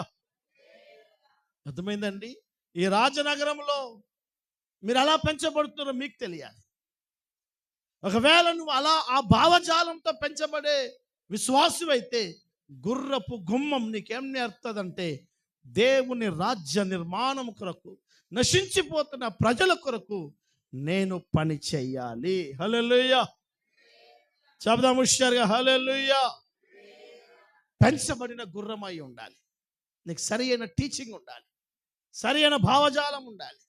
దైవజనులు విశ్వాసిగా మీలాగా కూర్చున్నప్పుడు వాళ్ళు మాట్లాడుతుంటే ఇప్పుడే లేచి వెళ్ళిపోవాలా సేవ కనిపించేది, వెళ్ళిపోవాలా సప్పుడు దాకా. నశించిపోతున్న పరిస్థితులు, ప్రజలు, జీవితం అవన్నీ చెప్తున్నప్పుడు ప్రాణం, ఒంట్లో రక్తం మసిలేది. వెళ్ళాలి, పని చేయాలి, నా పని చేయాలి. మనం నా ఒక్కరితో కాదు, దేశం అంతా నాశనం అవుతుందని కూర్చున్నప్పుడు, లేచినప్పుడు, తిన్నప్పుడు, ప్రయాణం చేసినప్పుడు, ఆయన చెప్తున్నప్పుడు గుండెలో ఒక భయంకరమైన తీవ్రత వచ్చేది. ఆ భావజాలాలే ఈరోజు దేవుని పని కోసం నిలబడడానికి అవకాశాలుగా మారాయి. పెంచబడిన అనుభవాలు అవి. 2, యుద్ధ రంగంలో ఈ గుర్రం ఎలా పోరాడుతాదో ఇంకో మాట మీకు చూపిస్తాను. యోబు 39వ అధ్యాయం 19వ వాక్యాన్ని దయచేసి త్వరగా చదువుదాం. 19 నుంచి చదువుతురండి. యోబు 39వ అధ్యాయం 39, అయ్యూబ్ 39:19. గుర్రమునకు నీవు బలమిచ్చితివా, జూలు వెంట్రుకలతో దాని మెడను నువ్వు కప్పితివా, మిడతల వలె అది గంతులు వేయునట్లుగా చేయుదువా, దాని నాసిక రంధ్ర ధ్వని మైదానములో, ఇదిగో వినండి, మైదానములో ఫస్ట్ అదేం చేస్తుందట చెప్పాను, ఏం చేస్తుందట? ఒక కుక్క ఫస్ట్ చేసే పని అంటే అరుస్తుంది. ఏం చేస్తుంది? ఒక్కొక్క పశువు ఒక్కొక్క విధంగా రియాక్ట్ అవుతాడు. గుర్రం గురించి దేవుడే యోబుతో మాట్లాడుతున్నాడు. బాబు యోబు, గుర్రం మైదానములో, ఏ మైదానం? యుద్ధ మైదానం. యుద్ధ మైదానంలో అదేం చేస్తుంది తెలుసా? కాలు దువ్వుతుందట. మొదటగా బాగా వినండి, ఒక్కొక్క పాయింట్ మీకు గుర్తు చేస్తాను. పరిశుద్ధ గ్రంథంలో మీకు ఒక మంచి మాట చూపిస్తాను. మొదటి దినవృత్తాంతముల పుస్తకం 18వ అధ్యాయం 4వ వాక్యం. మొదటి దినవృత్తాంతముల పుస్తకం 18వ అధ్యాయం 4వ వాక్యం. అతని యొద్ద నుండి 1000 రథములను, 7,000 గుర్రపు రౌతులను, 20,000 కాల్బలములను పట్టుకొనెను. దావీదు ఆ రథములలో 100 కావలసిన గుర్రములను ఉంచుకొని కడమ వాటినన్నిటినీ చీల మండలపు యొక్క నరమును తెగవేసెను. నా వైపు చూడండి, ఈ మాట మీకు చాలా అవసరం. శత్రువు, ఇదిగో అప్పటి దినాల్లో గుర్రాల మీద యుద్ధం. ఒక సైనికుడు ఇదిగో హెల్మెట్ పెట్టుకున్నాడు, అంటే కవచం పెట్టుకున్నాడు, ఖడ్గం ఉంది, ఛాతి కవచం ఉంది. ఆ వ్యక్తిని చంపడానికి శత్రువు కత్తి విసిరినప్పుడు ఈ మనిషి కూడా కత్తి ఆ పొజిషన్లో పెడుతున్నాడు. ఇప్పుడు శత్రువును చంపడానికి, వినండి, శత్రువును చంపడానికి అపోజిషన్ ఉన్నవాడు ఏం చేసేవాడు అంటే, గుర్రపు యొక్క గుదికాలు, అంటే ఇదిగో మడిమె, గుర్రపు కాళ్ళకు మడిమె ఉండే చీల మండలం, ఆ మడిమ యొక్క నరాన్ని నరుకుతాడు వాడు. కాలు మొత్తం విరిచేయడు, ఆ యొక్క నరాన్ని మన కాలు అరిపాదం నుంచి పై భాగం మధ్యలో ఉన్న నరం ఉందే, ఆ నరాన్ని నరుకుతాడు. నరికినప్పుడు ఏమవుతుంది అంటే గుర్రం కుంటడం స్టార్ట్ అవుతుంది. గుర్రపు యొక్క యుద్ధం యొక్క సిస్టమ్ ఏంటంటే అది కాలు దువ్వుతుంది. దాని బలం అంతా ఎక్కడుంది అని అంటే కాళ్ళలో ఉంది. అందుకే శత్రువు ఏం చేస్తాడంటే ఈ గుర్రం ఎంత పరిగెత్తితే వీడంత యుద్ధం చేస్తాడు. వీడిని చంపడానికి, వీళ్ళు పరిగెత్తకుండా యుద్ధంలో ఓడిపోవాలంటే వీడిని కొట్టలేం మనం, ఎందుకంటే వాడు ఆయుధాలు ధరించుకున్నాడు. ఇప్పుడు వాడు ఏ వాహనం అయితే వాడు ఎక్కాడో ఆ గుర్రాన్ని తలకాయ మీద కొట్టాడు శత్రువు, ఆ కింద కాలు కొడతాడు. ఆ కాలు కొట్టినప్పుడు గుర్రం పరిగెత్తకుండా కుంటడం ప్రారంభిస్తాడు. వినండి, కుంటడం ప్రారంభిస్తాడు. శత్రువు విశ్వాసులను ఏం చేస్తాడో తెలుసా? కాళ్ళను కొడతాడు, మోకరించకుండా కొడతాడు అంతే. శత్రువు నిన్ను కొట్టే దెబ్బ ఎలా ఉంటుందో తెలుసా? నువ్వు గుర్తుపెట్టుకో, ప్రతిరోజు 24 గంటలు 12 నెలలు నీ కాలు చీలమండలం ఇరిగిందా, కాలు దువ్వే గుర్రంవ్యా అని ఎలా తెలుస్తుందంటే, కాలు దువ్వాలి అని అంటే కాల చీలమండలం గట్టిగా ఉండాలి. శత్రువు ఏం చేస్తాడంటే, ఇది కాలు గట్టిగా దువ్వింది అని అంటే దీన్ని గెలవడం కష్టమని ఆ చీల మండలపు యొక్క నరాన్ని తెగేసినట్టుగా సాతానుడు ఏం చేస్తాడంటే, దేవుని బిడ్డల యొక్క జీవం, ఉజ్జీవం, యుద్ధ నైపుణ్యం ప్రార్థనలోనే ఉంటుంది కనుక వాడి కాళ్ళను వేస్తాడు. అందుకే మోకరించడానికి మనసు రాదు. మోకరిస్తే అవస్థ అవుతుంది. ప్రార్థనలో కూర్చుంటే ఎనలేని ఆయాసం అయిపోతుంది. ప్రార్థనలో కూర్చోగానే అనారోగ్యాలు వచ్చేస్తాయి. ప్రార్థన కూర్చోడంటే ఎన్నెన్నో పనులు గుర్తుకొచ్చేస్తాయి. ప్రార్థన కూర్చోడగానే ఎన్నడు కొట్టనోడు వచ్చి తలుపు కొడతాడు. అప్పటిదాకా తినుమని చెప్పని భార్య ప్రార్థనలో కూర్చున్నాగానే తింటే కాదా అని అంటారు. ఎందుకో తెలియదు. ఇదే నీ కాలు బలంగా ఉంటే శత్రువు ఓడుతాడు. హల్లెలూయా, చపాలి గట్టిగా హల్లెలూయా. అందుకే అక్కడ అంటున్నాడు చూడండి, దేవుని బిడ్డలారా, ఒక్క మాట చూడండి. మీకా పుస్తకం 4వ అధ్యాయం 13వ వాక్యం. మీకా పుస్తకం 4:13 త్వరగా.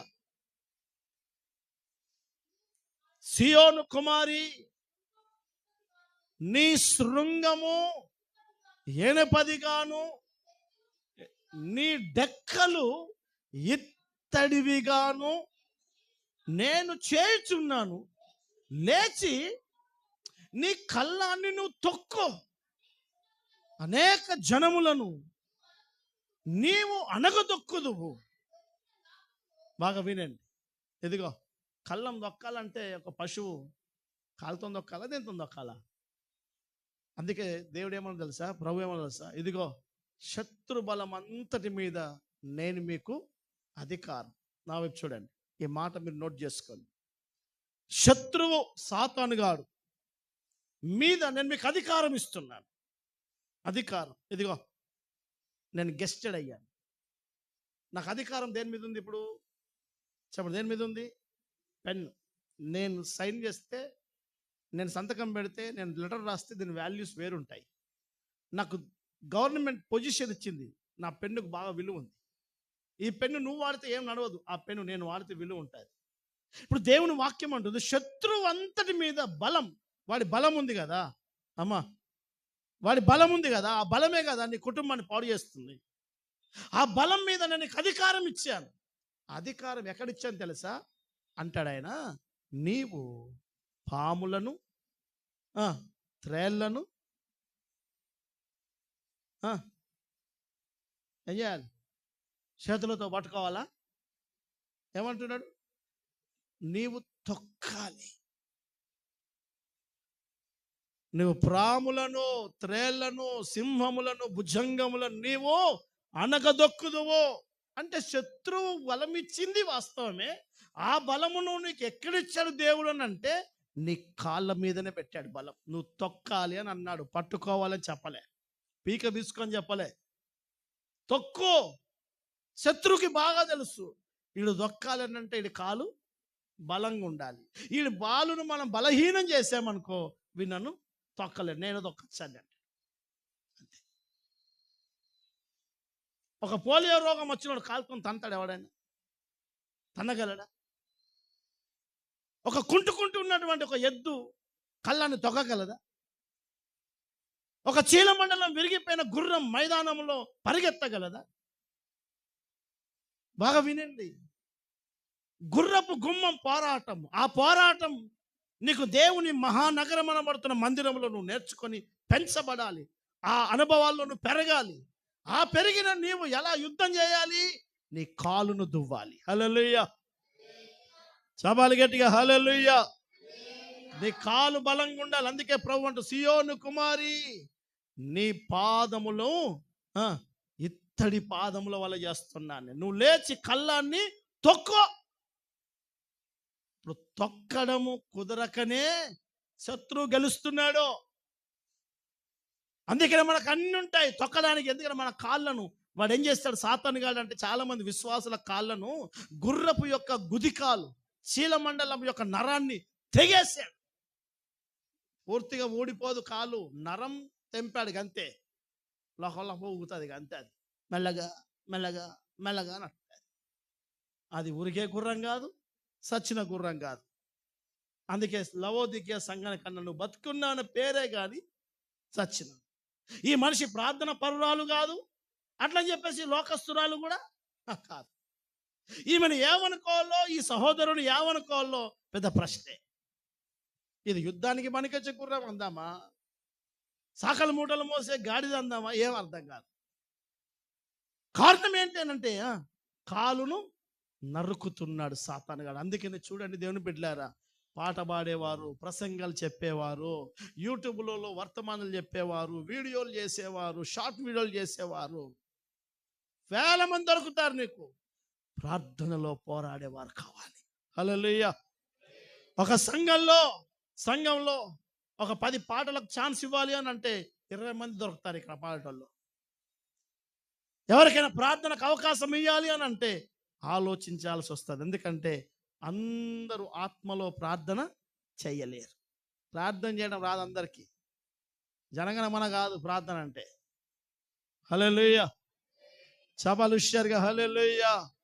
నువ్వు ఆత్మలో నింపబడిన వాడవై, ప్రార్థన అనుభవాలు కలిగిన వాడవై. ఎందుకంటే ఆ ఫ్లో, ప్రార్థన అనుభవాలు ఉన్నోడే ప్రార్థన చేస్తే పర్ఫెక్ట్ ఉంటుంది.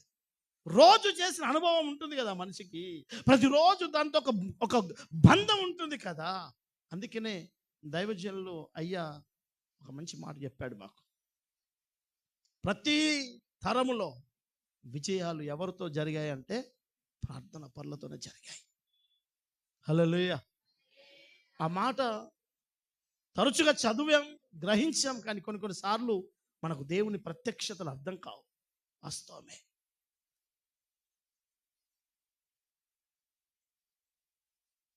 నెహెమ్యా కాలం, ఇదిగో ఎస్తేరు కాలం, యూదా ప్రజలందరికీ ప్రాణాలు రేపో మాపో చత్తాం అనుకున్న ఆ ప్రాణాలను కాపాడడానికి ఎస్తేరు యొక్క రాణి పొజిషన్ పనిచేయలే, ఆమె ప్రార్థన పనిచేసింది.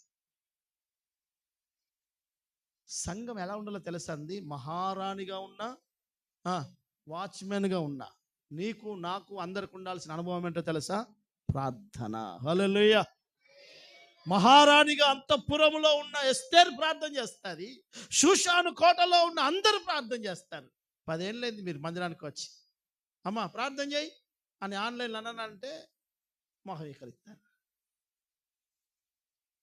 ప్రార్థన చేయి అని అనగానే మీ ముఖం రీడింగ్ మారిపోతుంది. ఎందుకు అని అంటే రాదు ప్రార్థన చేయడం రాదు. ప్రార్థన చేయడం రాని నీకు ఇంకేమవుతుంది? ఇంకేం రాదు, ఇంకేం రాదట్టే, అంతే, రాదు. సంఘంలో వాక్యం అంటుంది దేవుని బిడ్డలారా, గుర్రపు గుమ్మం అక్కడ అంటున్నాడు పెంచబడిన గుర్రాలై ఉండాలి, 2 కాలు దువ్వే గుర్రమై ఉండాలి. హల్లెలూయా. అర్థమవుతుందా మీకు? ముసలోళ్ళైనా, బ్రదర్స్ అయినా, సిస్టర్స్ అయినా వినండి, మన బలం ఎక్కడుందో తెలుసా మీకు? ఫిజికల్గా కూడా మీకు చెప్తున్నాను వినండి. ఈ స్ట్రక్చర్ అంతా దేని మీద వెయిట్ ఉంటుంది? నీ కాళ్ళు పోలియోలాగా ఉన్నాయనంటే తొందరగా కూలుతావు. మన బలం అంతా కాళ్ళ మీద ఉంటుంది. అమ్మా అర్థమవుతుందా? హల్లెలూయా. బలం అంతా కాళ్ళ మీదనే ఉంటుంది. దేవుని సేవ అంతా మన మోకాటి మీదనే ఉంటుంది. ఎందుకంటే యుద్ధ రంగంలో పరిగెత్తుతున్న ఆ యొక్క గుర్రానికి దేవుడు అంటున్నాడు, అది చదువు మళ్ళీసారి, అది మైదానములో కాలు దువ్వి. అర్థమవుతుందా? కాలు దువ్వుతుంది. రండి అన్నట్టు. యుద్ధ రంగంలో ఈ గుర్రం వెనకడిగా అర్థమవుతుందండి. వెనకెళ్ళిపోయే గుర్రం కాదు ఇది, కాలు దువ్వుతుంది ముందుకు వెళ్ళడానికి. ఒక దేవుని బిడ్డగా నేను మళ్ళీ చెప్తున్నాను, మీకు నాకు ఈ తరములో దేవుని కొరకు నిలబడి పోరాడగలగాలని అంటే రాత్రి పగళ్ళు సమయం దొరికినప్పుడల్లా దేవుని బిడ్డలారా ప్రార్థన చేయగలిగే ఒక సంఘముగా మనం మారాలి. హల్లెలూయా. బబులోను లాంటి సామ్రాజ్యం, భయానకమైన సకల దుర్మార్గానికి నిలయం బబులోను రాజ్యం. ఆయన లాంటి మూర్ఖుడు ఎవరు లేడు ప్రపంచంలో. అలాంటి విగ్రహారాధనతో ఉన్న రాజ్యాన్ని దానియేలు ప్రార్థన మార్చింది. ఒక ఎస్తేరు ప్రార్థన యూదులందరినీ ఈ పర్షియన్ సామ్రాజ్యంలో అతలాకుతలం చేసింది. శత్రువైన హామాను చచ్చేటట్టు చేసింది. అర్థమైందండి. ప్రార్థన పరులే సంఘాలను, అర్థమవుతుందండి, ప్రాంతాలను పట్టుకోవడానికి సంఘానికి ఏం కావాలంటే ప్రార్థన పరులు కావాలి. హల్లెలూయా. చదముష్యారుగా హల్లెలూయా. నా సంఘ బిడ్డలారా బాగా వినండి. మీరు దయతో ప్రార్థనలో బాగా ఎదగాలి. మీ కాలు సాతానుగాడు చీల మండలాన్ని యుద్ధ రంగంలో గుర్రాలను నరికినట్టుగా సంఘంలో చేతగాని వ్యక్తులను ప్రార్థన చేస్తుంటే నెమ్మదిగా లేచిపోయి ఆమె అనేదాకా రా. ఇంకా లేచిపెట్టెలో సపడాకపోయి తొందరగా వస్తారా, అటు ఇటు ఈడమ్మ సినిమా నడుతున్నట్టు. ఇవన్నీ చిల్లర చేష్టలంతా. చిల్లర చేష్టలు ఎవరు చేస్తారు? చిల్లరలో చేస్తారు. నీకు ఆ మైండ్ సెట్ సరిగ్గా ఉంటే అట్లా వేయవు. మొదటిది పెంచబడిన గుర్రం. 2 కాలు దువ్వే అంటే కాలు బలంగా ఉండే మైదానం అంటే ప్రార్థన గది. వినండి, నీ ప్రార్థన గది, నీ ఇంట్లో ప్రార్థన చేసుకుంటావే, ఉందా మీకు? మీ ఇంట్లో ప్రార్థన చేసుకునే స్థలం ఉందా మీకు? అంటే కామన్గా ఎప్పుడు ఒకసారి ఒక స్థలానికి అలవాటు పడ్డామంటే మనం ఆ స్థలంలోనే ప్రార్థన చేస్తేనే మనకు సెట్ అవుతుంది. ఇంకోదాని సెట్ కాదు. అర్థమైందండి. ఆ స్థలంలో కూర్చుంటేనే మనకు సరిగ్గా కాన్సన్ట్రేషన్ ఉంటుంది. ఉన్నాయి మీకు అనుభవాలు? హల్లెలూయా. హల్లెలూయా. చపాలి గట్టిగా హల్లెలూయా. నా దేవుడు ఒక భారమైన బలమైన ఆత్మతో మళ్ళీ నింపునుగాక. శత్రువును తొక్కాలి అని అంటే మళ్ళీ చెప్తున్నాను, కాళ్ళ కిందే తొక్కాలన్నాడు దేవుడు. అంటే మన కాళ్ళు బలంగా ఉండాలి. ఆ కాలే మోకాటి బలం, కాల్ బలం, ప్రార్థన బలం. 3 అక్కడ అంటున్నాడు చూడండి దేవుని బిడ్డలారా, ఇంకా చదువు కింద. భయాన్ని, మళ్ళీ అదే మాట, మైదానంలో కాలు దువ్వి తన బలమును బట్టి సంతోషించును. అది ఆయుధాలు ధరించిన వ్యక్తులను ఎదుర్కొనబోవును. అది దానికి ఏదైతే భయం పుట్టించడానికి ప్రయత్నిస్తాదో ఆ భయం పుట్టించే దానికి ఇది ఎక్కిరిస్తుందట. అట్టు చూడండి, ఆడేమో భయం పుట్టించాలని చూస్తున్నాడు గుర్రానికి, ఇదేమో నవ్వుతుందట. ఏం పుట్టిస్తారో నాకు అంటదట. వెక్కిరించడం అర్థమైంది, నీతోనేమి కాదో. అర్థమైందండి. సాతానుడు 1 గుర్రం చేస్తున్న కార్యాలు చూడండి, గుర్రపు గుమ్మం నేర్పే అనుభవాలు చూడండి. పెంచబడు, రాజనగరము పని కోసం పెంచబడు. 2 కాలు దువ్వే గుర్రంగా ఉండు. నీ మోకాలు ప్రతి సమస్యకు నీ ఇంట్లో సమయం దొరికిందంటే మోకాళ్ళ మీదకి వచ్చేటట్టు ఉండాలి. నీ ఆరోగ్యం ఇక మోకరించలేను అనేదాకా మోకరించు. అలవాటు పడకు కూర్చోడానికి. మోకరించు, కాలు దువ్వు. 3 అక్కడ అంటున్నాడు, ఏదైతే భయం పుట్టిస్తుందో ఆ భయాన్నే గుర్రం ఎక్కిరిస్తుందట. మన భాషలో చెప్పాలంటే ఎడ్డిస్తుంది. నువ్వేం చేస్తావు నన్ను? అర్థమైందండి. హల్లెలూయా. దాని అర్థమే ఫెయిత్, విశ్వాసం. ఈ గుమ్మం మనకు నేర్పే పాఠం ఏంటంటే, దేనికి భయపడని గుర్రం ఇది. దేనికి భయపడేది. బాగా వినండి, ప్రార్థన పరులకు నేనైతే ఖచ్చితంగా నేను నమ్ముతాను, ప్రార్థన ఎక్కువగా చేసే వ్యక్తులకు అసలు భయం ఉండదు. భయం ఉండదు. భయం పిలుకులు ఉండదు. ఎందుకంటే వాడికి బాగా తెలుసు, ప్రార్థనలో బాగా అనుభవాలు కలిగి ప్రార్థనలో దేవుని కాళ్ళ దగ్గర ప్రతిరోజు గంటలు గడిపే వాళ్ళకి వాళ్ళ గుండె ఎంత నిశ్చయంగా ఉంటుందని అంటే దేనికి భయపడాడు. దేనికి భయపడడు. భయం మన గుండెల్లో ఇంకా పనిచేస్తుంది అని అంటే ప్రార్థనలో అనుకున్నంత స్థాయిలో ఇంకా మనం రానట్టే లెక్క. అందుకని వాక్యం చెప్తుంది. వాక్యం చెప్తుంది. నేను ఒక దైవజనుడి గురించి మీకు ఇచ్చిన, మీ ఇంట్లో ప్రార్థన పరుల యొక్క మ్యాట్ ఉంది కదా, మీరు వెళ్ళి చూసుకోండి.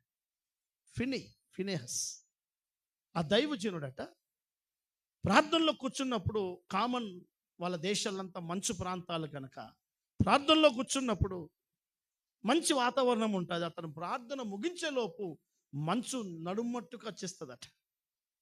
నడుమంటుకు వస్తుందట.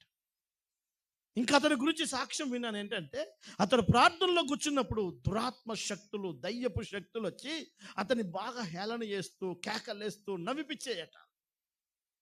అంటే డిస్టర్బ్ చేయడానికి, భయభ్రాంతులు చేయడానికి. కానీ అతను సాక్ష్యం చెప్తాడు, నా చుట్టూ అంధకార శక్తులు ఎన్ని కూడుకున్నా నేను ప్రార్థనల నుంచి లేసేదే లేదు. హల్లెలూయా. అర్థమైందా? కొంచెం తలుపు సప్పుడైతేనే ప్రార్థన నుంచి లేస్తాం, మళ్ళీ రేపు 24 గంటల దాకా నీకు ప్రార్థనే ఉండదు. అదంతా జస్ట్ అర్థమైందా? ప్రార్థన చేయాలని చేసుకుంటున్నావు తప్ప ప్రార్థన పరుల అనుభవాలు కావాలి. ప్రార్థన అంటే ఏంటనుకుంటున్నారు? ప్రార్థనలు చేసుకుంటే యాకోబు దగ్గరికి ప్రభు వచ్చినట్లు నీ దగ్గరికి దేవుడు కూడా వస్తాడు. ప్రార్థన చేస్తున్న యేసయ్య దగ్గరికి సాతాను వచ్చినట్టు సాతాను కూడా వస్తాడు. రెండున్నాయి బైబిల్లో.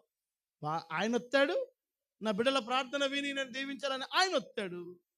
ఇది ప్రార్థన డిస్టర్బ్ చేసి ఇది లోకం మీద ఆశలు పుట్టించాలని యేసయ్య దగ్గరికి వచ్చినట్టుగా సాతాను గాడు కూడా వస్తాడు. అప్పుడే భయం పుట్టించేసి, అప్పటిదాకా మంచి నిద్రపోయినటువంటి పాప అప్పుడే స్టార్ట్ అవుతుంది.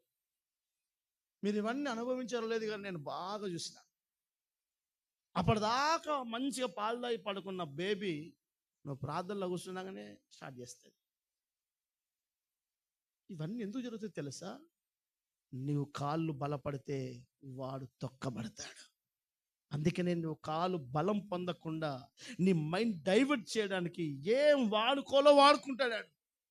పిల్లల్ని, పెద్దల్ని, పరిస్థితులను ఏమైనా వాడుకుంటాడు. అందుకనే నేను మళ్ళీ చెప్తున్నాను, ప్రార్థన చేస్తున్నప్పుడు మీ కుటుంబస్తులకు చెప్పాలి, నన్ను డిస్టర్బ్ చేయొద్దని.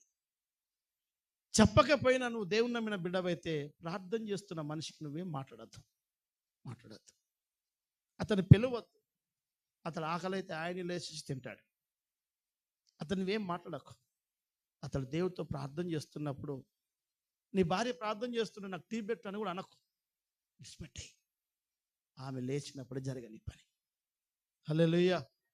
ప్రార్థనకు అంత గౌరవం ఇవ్వండి. అది జస్ట్ రోజు ఏదో ప్రోగ్రాం కాదు, అది చాలా పెద్ద పని. అది భూమి మీద ఉన్న ప్రభువే రాత్రంతా ప్రార్థించడానికి కొండ మీదకి వెళితే మనం ఏపాటి వారం? ఆయనకి అవసరమైతే.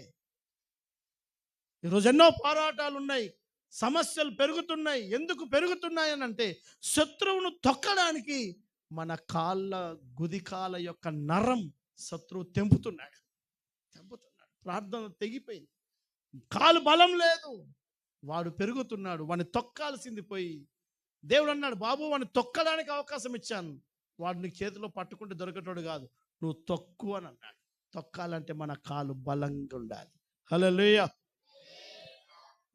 అక్కడ అంటున్నాడు, గుర్రమట శత్రువు భయభ్రాంతులు చేయడానికి ఈటెను, డాలును, కత్తులను, ఆ శబ్దాలను వినిపిస్తుంటే అమ్మో ఏవేవో శబ్దాలు వినబడుతున్నాయి అని చెప్పేసి గుర్రం భయపడి వెనక్కి వెళ్ళకుండా భయపెట్టే దానినే ఎక్కిరిస్తాడట. శత్రువుని నేం భయపెడతాడు, భయపెట్టని. భయపెట్టనివ్వండి. ఆ భయానికి నువ్వు భయపడకు.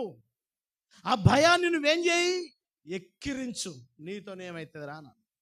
దావీదు అన్నాడు, ఎవడైనా ఉన్నాడా మగోడు రండి అని గొల్యాత్ అంటే, ఈ సున్నతి లేనోడు ఈడు పెద్దగానే మాట్లాడుతున్నాడు, నాకు అవకాశం చంపేస్తానని. సున్నతి లేనివాడు అంటే అర్థమైందని అంటే దాని భాషలో ఇశ్రాయేళ్లకు కాఫీర్, పాల్తుండవాడు అన్నట్లు లెక్క. ఎందుకు పనికిరాడు వాడే పెద్ద మాట్లాడుతున్నాడు ఏంటంటే, అంటే క్వాలిఫై పర్సనే కాదు. దావీదు యొక్క ఆప్షన్ ఏంటంటే, ఆడు మనతో యుద్ధం చేసే క్వాలిఫై పర్సన్ కాదు ఆయన. అంత టెన్షన్ ఎందుకు పడుతున్నారు మీరు? 40 రోజులు భయభ్రాంతులు చేస్తుంటే సౌలుతో సహా ఇజ్రాయేలు సైన్యం భయం భీతి పొందిందని బైబిల్ చెప్తారు. భయంతో డేరాలలో నిండిపోయారు. అభిషేకంతో ఉన్నటువంటి దావీదు భయం లేదు. కారణం, దావీదుకు బాగా ప్రార్థన అనుభవాలు ఉన్నాయి. బాగా ప్రార్థన అనుభవాలు, దేవునితో గడిపిన బంధం బాగుంది. అతని కాలు బలమైంది. అతని కీర్తనలు చదువుతని తెలుస్తుంది. రాత్రి పగలు దేవునితో గడిపిన అనుభవాలు అతని. అందుకనే భయపడతలేడు. గుర్రపు యొక్క గుమ్మం నేర్పే పాఠం, భయాన్ని పెడుతున్న సాతానుని నువ్వు వెక్కిరించు. నీ పిల్లలను ఏమైనా చేస్తాడేమో నన్ను వాడు నీకు దిగులు పుట్టిస్తున్నాడా, నవ్వు మన దగ్గర. దేవుడు సెలవు లేకుండా మన ఎంట్రిక రాలనప్పుడు మన పిల్లలు మన కుటుంబంలో ఎవడేం చేస్తాడండి? ఎంట్రిక పెద్దదా, నీ కొడుకు పెద్దడా? ఎంట్రిక పెద్దదా, నీ ఆర్థికం పెద్దదా?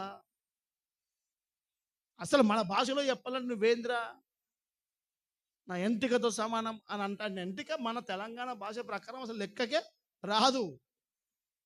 కానీ దేవుడు అంటున్నాడు, ఈ ఎంట్రిక కూడా నా సెలవు లేకుండా రాలేదు అని అన్నాడు. అంటే అంత కాన్ఫిడెంట్ ఇచ్చింది దేవుడు.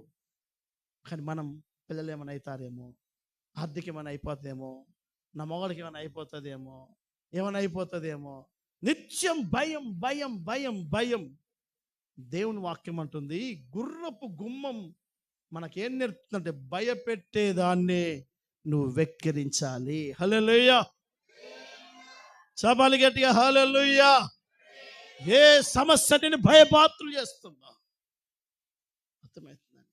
ఏ సమస్య నేను భీతి సిగ్గుపడేటట్టుగా, దిగులు పడేటట్టుగా చేయాలని వాడు ప్రయత్నిస్తున్నాడు, భయపడకు. ఎవడేం చేయలేడు. సేవలో గుండె నిండా మాకు మా దైవజనులు నేర్పారు,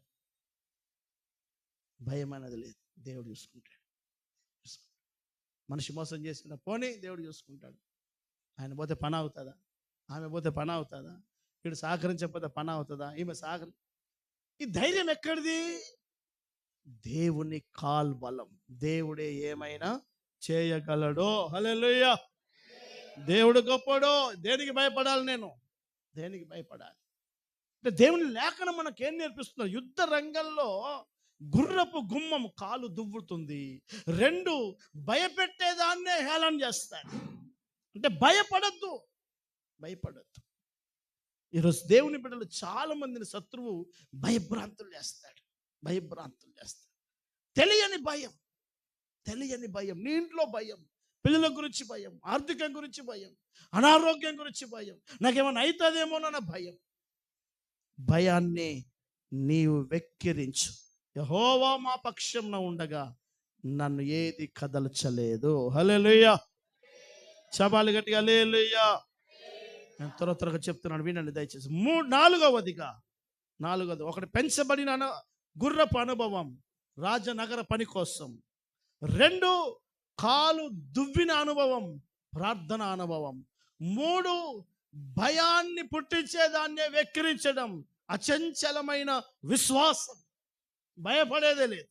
4 చదువు అదే మాట కింద, ఖడ్గమును చూచి వెనకకు తిరగదు, అంబుల పొదియు తలతలలాడే ఈటలను భల్లెములను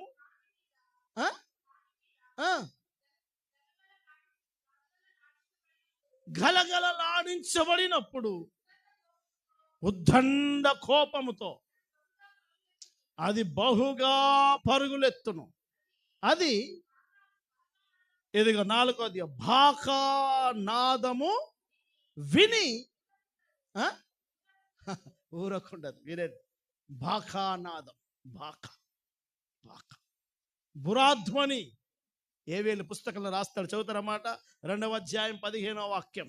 ఏవేలు పుస్తకం 2:15. త్వరగా. ఏవేలు పుస్తకం 2వ అధ్యాయం 15వ వాక్యం. సియోనులో బాకా ఊదుడి, ఉపవాస దినమును ప్రతిష్ఠించుడి. చాలు. సియోను అంటే దేవుని సంఘం. సియోనులో ఒక బాకా, అనౌన్స్మెంట్. ఇంగ్లీష్లో ఏముంది మాట? బూరధ్వని. ఇదిగో ఒక కడబూర ధ్వని రేపు మోగబోతుంది. వినండి, బాకానాదము అంటే దేవుని స్వరం. ఏందది? దేవుని స్వరం. నా వైపు చూడండి. వెండి బూరలను దైవజనుడైనటువంటి మోషేకి చేయమని చెప్పాడు దేవుడు. లక్షలాది మంది ప్రజలు కదా, అప్పటి దినాల్లో ఇలాంటి మైకులు లేవు కదా. మోషే ముందుంటాడు. 12 గోత్ర ప్రజలు, లక్షల మంది అక్కడక్కడ గుడారాలు వేసుకుంటారు. ఇప్పుడు దేవుడు సేవకుడికి ఒక మాట చెప్తే సేవకుడు పిలవాలి. లేవీలను పిలవాలా, పెద్దలను పిలవాలా, ఎవరినో పిలవాలంటే మరి ఎలా? వెండి బూరలు చేయించి, ఆ బూర ఒక్కసారి ఊదితే ఒక పద్ధతి, 2 సార్లు ఊదితే యుద్ధానికి సిద్ధపడాలని కొన్ని సింప్టమ్స్ పెట్టాడు దేవుడు. ఆ పద్ధతులు యూదులకు, ఇశ్రాయేలులకు దేవుడు చెప్తాడు. మోషే చెప్తాడు, బూరాధ్వని ఊదగానే ఎరుకో గోడలు కూలినప్పుడు బూరాధ్వని గట్టిగా ఆర్భాటించుడు అని అంటాడు. బూరాధ్వని ఒక మాటలో చెప్పాలంటే దేవుని స్వరం, అనౌన్స్మెంట్, ప్రకటన. దైవజనుడి ద్వారా దేవుడు నీకు ఇస్తున్న ఒక ప్రకటన. హల్లెలూయా. చపాలు గట్టిగా హల్లెలూయా. ఎప్పుడైతే నీకు దేవుని వర్తమానం అందుతుందో, ఎప్పుడైతే ఇలా బ్రతకాలని, ఇది చేయాలని, ఇలా ఉండాలని ఏ వర్తమానమైతే బూరా ధ్వని, బాకా ధ్వని నీ గుండెలో వినబడుతుందో, గుర్రపు గుమ్మము ఎలా ఉంటుంది అని అంటే మైదానములో కాలు దువ్వుతున్న గుర్రం, భయాన్నే విక్కిరిస్తున్న గుమ్మం, బాకా నాదాన్ని, స్వరాన్ని జాగ్రత్తగా విని మౌనంగా ఉండదు. చెప్పుకొని అయ్యగారు నాకు కాదు వాళ్ళకి చెప్పిండు, నీకు కాదు వీళ్ళకి చెప్పిండు. ఈ ప్రసంగం మొన్న ఇన్నదే. నీకు బాకానాదం ఏమైనా పిల్లని గోయిలా వినపడుతున్నాను? పాము ముందు పూసే ఫ్లూట్గా అనుకుంటున్నావా? ఇది యెహోవా స్వరం. నన్ను సిద్ధం చేయడానికి సినాయి మీద నుండి దేవుడు ఒక బూరాధ్వనిగా, ఉరుము వలె మాట్లాడినట్లుగా సియోనులో దేవుడు మాట్లాడుతాడు. హల్లెలూయా. ఆ మాటలను బైబిల్ అంటుంది, గుర్రమట బాకా నాదము విని మౌనంగా ఉండదు, సిద్ధపడతాది. దేవుడు ఇలా మాట్లాడుతున్నాడా? దేవుడు ఇలా చేయమంటున్నాడా? దేవుడు ఇలా ఉండాలని చెప్తున్నాడా? ప్రభా, నేను ఇలా ఉంటాను, ఈ విధంగా బ్రతుకుతానని తన జీవితాన్ని, బాకా నాదాన్ని, అనౌన్స్మెంట్ను, ప్రకటనను, ప్రసంగాన్ని, దేవుని వర్తమానాన్ని విని దాని ప్రకారం జీవితాన్ని కట్టుకునే పనిలో ఉంటాడు ఈ మనిషి. ఎన్ని వర్తమానాలు వింటాం, దులుపుకొని పోతాం, రాసుకుంటాం, పోతాం.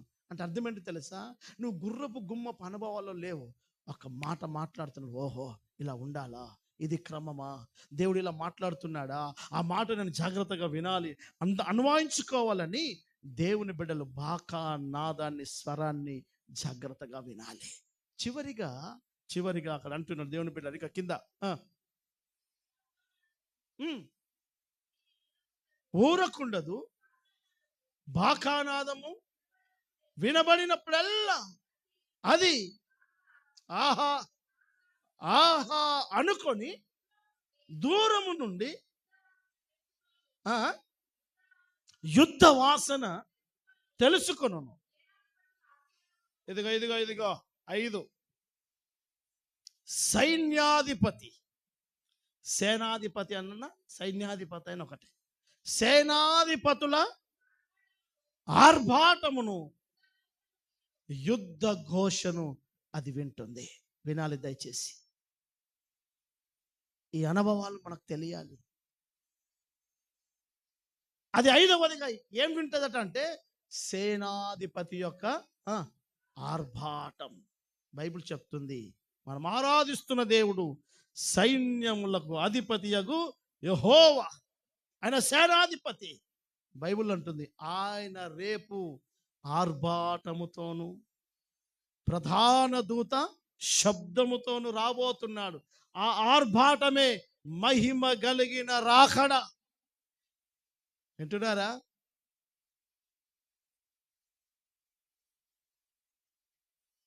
ఆర్భాటాన్ని గురించిన ఒక అవగాహన. ప్రభు త్వరగా రాబోతున్నాడు. వినబడుతుందా నీ ఆత్మ నేత్రాలకి, నీ చెవులకు అర్థమవుతుందా? ప్రభు త్వరగా రాబోతున్నాడు. సైన్యాధిపతి తన మహిమ కలిగిన సైన్యమును పరిశుద్ధులను వెంట పెట్టుకొని కడబూర ధ్వనితో ఆర్భాటంతో ప్రధాన దూత శబ్దంతో సైన్యములకు అధిపతి యెహోవా రాబోతున్నాడు. ఇక్కడ అంటున్నాడు సైన్యాధిపతుల యొక్క ఆర్భాటాన్ని అది వింటుంది. హల్లెలూయా, హల్లెలూయా. ఈరోజు చాలా మంది గుర్రాలకి ఆ ఆర్భాటం వినబడడం లేదు. వాళ్ళకి అన్ని లోకపు శబ్దాలే వినబడుతున్నాయి. యేసయ్య త్వరగా రాబోతున్నాడు. ఈ ఆర్భాటము యొక్క ధ్వని వినాలి, వినాలి, వినాలి. మనం ధ్యానించడానికి విలువైన అంశాలు ఉన్నాయి. మనం ఒక వాక్యాన్ని 2-3 వారాలు చేయలేం. కనుక నా సంగమా, నువ్వు యుద్ధ రంగంలో పోరాడగలిగే గుర్రపు గుమ్మం నేర్పుతున్న అనుభవాలు నువ్వు పోరాడే వ్యక్తిగా ఉండాలి. బాగా వినండి. రాజనగరం కొరకు ఎదిగో మిమ్మల్ని నన్ను ఈ అంతఃపురంలో దేవుడు పెంచుతున్నాడు. ఏం చేస్తున్నాడు చెప్పండి? ఏం చేస్తున్నాడు? దేనికోసం? దేనికోసం? రాజనగర పని కోసం. దేనికోసం? అర్థమవుతుందా? అయ్యి ఒకరోజు అన్నాడు, ఒక వ్యక్తి ఉన్నాడు, రోజు ఎవరో వేరేల సేవకుల స్టేటస్ పెట్టుకుంటాడు.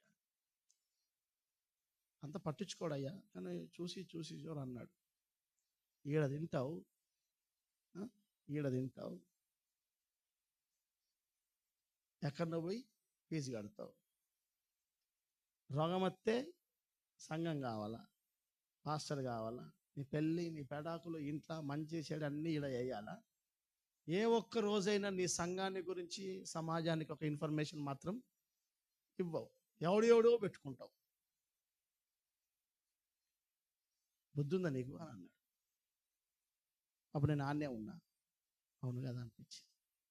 అవును కదా, మన కొరకు ప్రార్థన చేసే సేవకుడు ఉన్నాడు, మన కోసం ఉపవాసం ఉండే సేవకుడు ఉన్నాడు, మన కోసం ప్రతి వారం బలారాధన ఇచ్చే సేవకుడు ఉన్నాడు. ఈ వర్తమానాలు, నేను చెప్తున్న వర్తమానాలు మీకు 10,000 సంఘాలు కూడా ఎవడు చెప్పడు.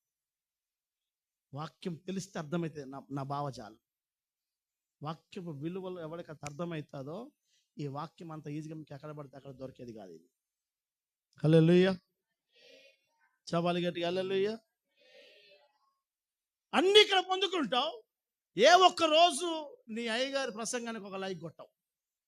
అసలు చూస్తే కదా, ఇంకా అసలు సబ్స్క్రైబ్ కూడా చేసుకున్నారో లేదో. హల్లెలూయా, చెప్పాలి గట్టిగా హల్లెలూయా. మనకంత ఎవడెవడితో వస్తుంది. ఇవన్నీ బయట రోడ్ల మీద పెరిగే గుర్రాలు, ఇవి రాజనగరం కోసం పెంచబడ్డ గుర్రాలు కావివి. హల్లెలూయా. రాజనగరం కోసం, దేవుని సేవ విస్తరణ కోసం మీరు బలపడి మీ ద్వారా మీ గ్రామాలు, మీ ప్రాంతాలు, మీ స్నేహితులు, మీ బంధువులు మిమ్మల్ని బట్టి ప్రభు యొక్క కృపలోకి రావాలని, ఈ సంఘపు యొక్క విలువలు బయట ప్రపంచానికి మీరు తెలియచేయాలని మిమ్మల్ని సిద్ధపరిచే స్థలం కదా ఇది. హల్లెలూయా. పెంచబడుతున్న అనుభవం. 2 కాలు దువ్వే అనుభవం. 3 ధైర్యముతో భయాన్ని వెక్కిరించే చంచలమైన విశ్వాసం. 4 భాకా ధ్వని, దైవజనుల వాక్యం. మీరు ఎలా ఫీల్ అవుతారో తెలియదు, కానీ నాకు ఎవరైనా మంచి వర్తమానం చెప్తుంటే 2-3 గంటలు అలాగే వినాలనిపిస్తే మనసు అంత తృప్తి ఉంటుంది. అంటే వర్తమానం అయిపోయిన తర్వాత అబ్బా ఏం వర్తమానం విన్నావురా ఈరోజు అనిపిస్తుంది. కానీ కొంతమందికి నీ తెల్ల సీరే, నీ పచ్చ సీరే, నీ భర్త వస్తాడని సోద చెప్పే వాళ్ళు ఎక్కువ కావాలి. సోద చెప్పేటోళ్ళు ఎక్కువ కావాలి వాళ్ళకి. వర్తమానం మీద తపనున్నాడు. ఇక్కడ మనం చదివాం. అది బాకా నాదం విన్నప్పుడట ఆహా ఆహా అంటదట. అది వాక్యపు విలువలు తెలుసుకున్నవాడికి మంచి వాక్యం విన్నప్పుడు ఈరోజు మనసు తృప్తిగా అనిపించిందిరా అని అనిపిస్తుంది. హల్లెలూయా, హల్లెలూయా. చివరిగా ఆ గుర్రమట సేనాధిపతుల ఏముంది అక్కడ? ఆర్భాటం. ఎంత అద్భుతమైన అనుభవం అని వాక్యం. రేపు ఆర్భాటంతో వస్తున్నాడు. వినబడుతుందా నీకు? అలాంటి గుర్రపు అనుభవాలతో మనం ఎదగాలి. హల్లెలూయా. దేవుడు మనల్ని అలా ఎదిగించునుగాక. మన మన కాళ్ళను ఆయన ఇత్తడి కాళ్ళ వల్లే మార్చునుగాక. శత్రువును మన కాళ్ళ కింద తొక్కగలిగే బలముతో నింపునుగాక. మహాగరుడా నీకు స్తోత్రం. ఇంతవరకు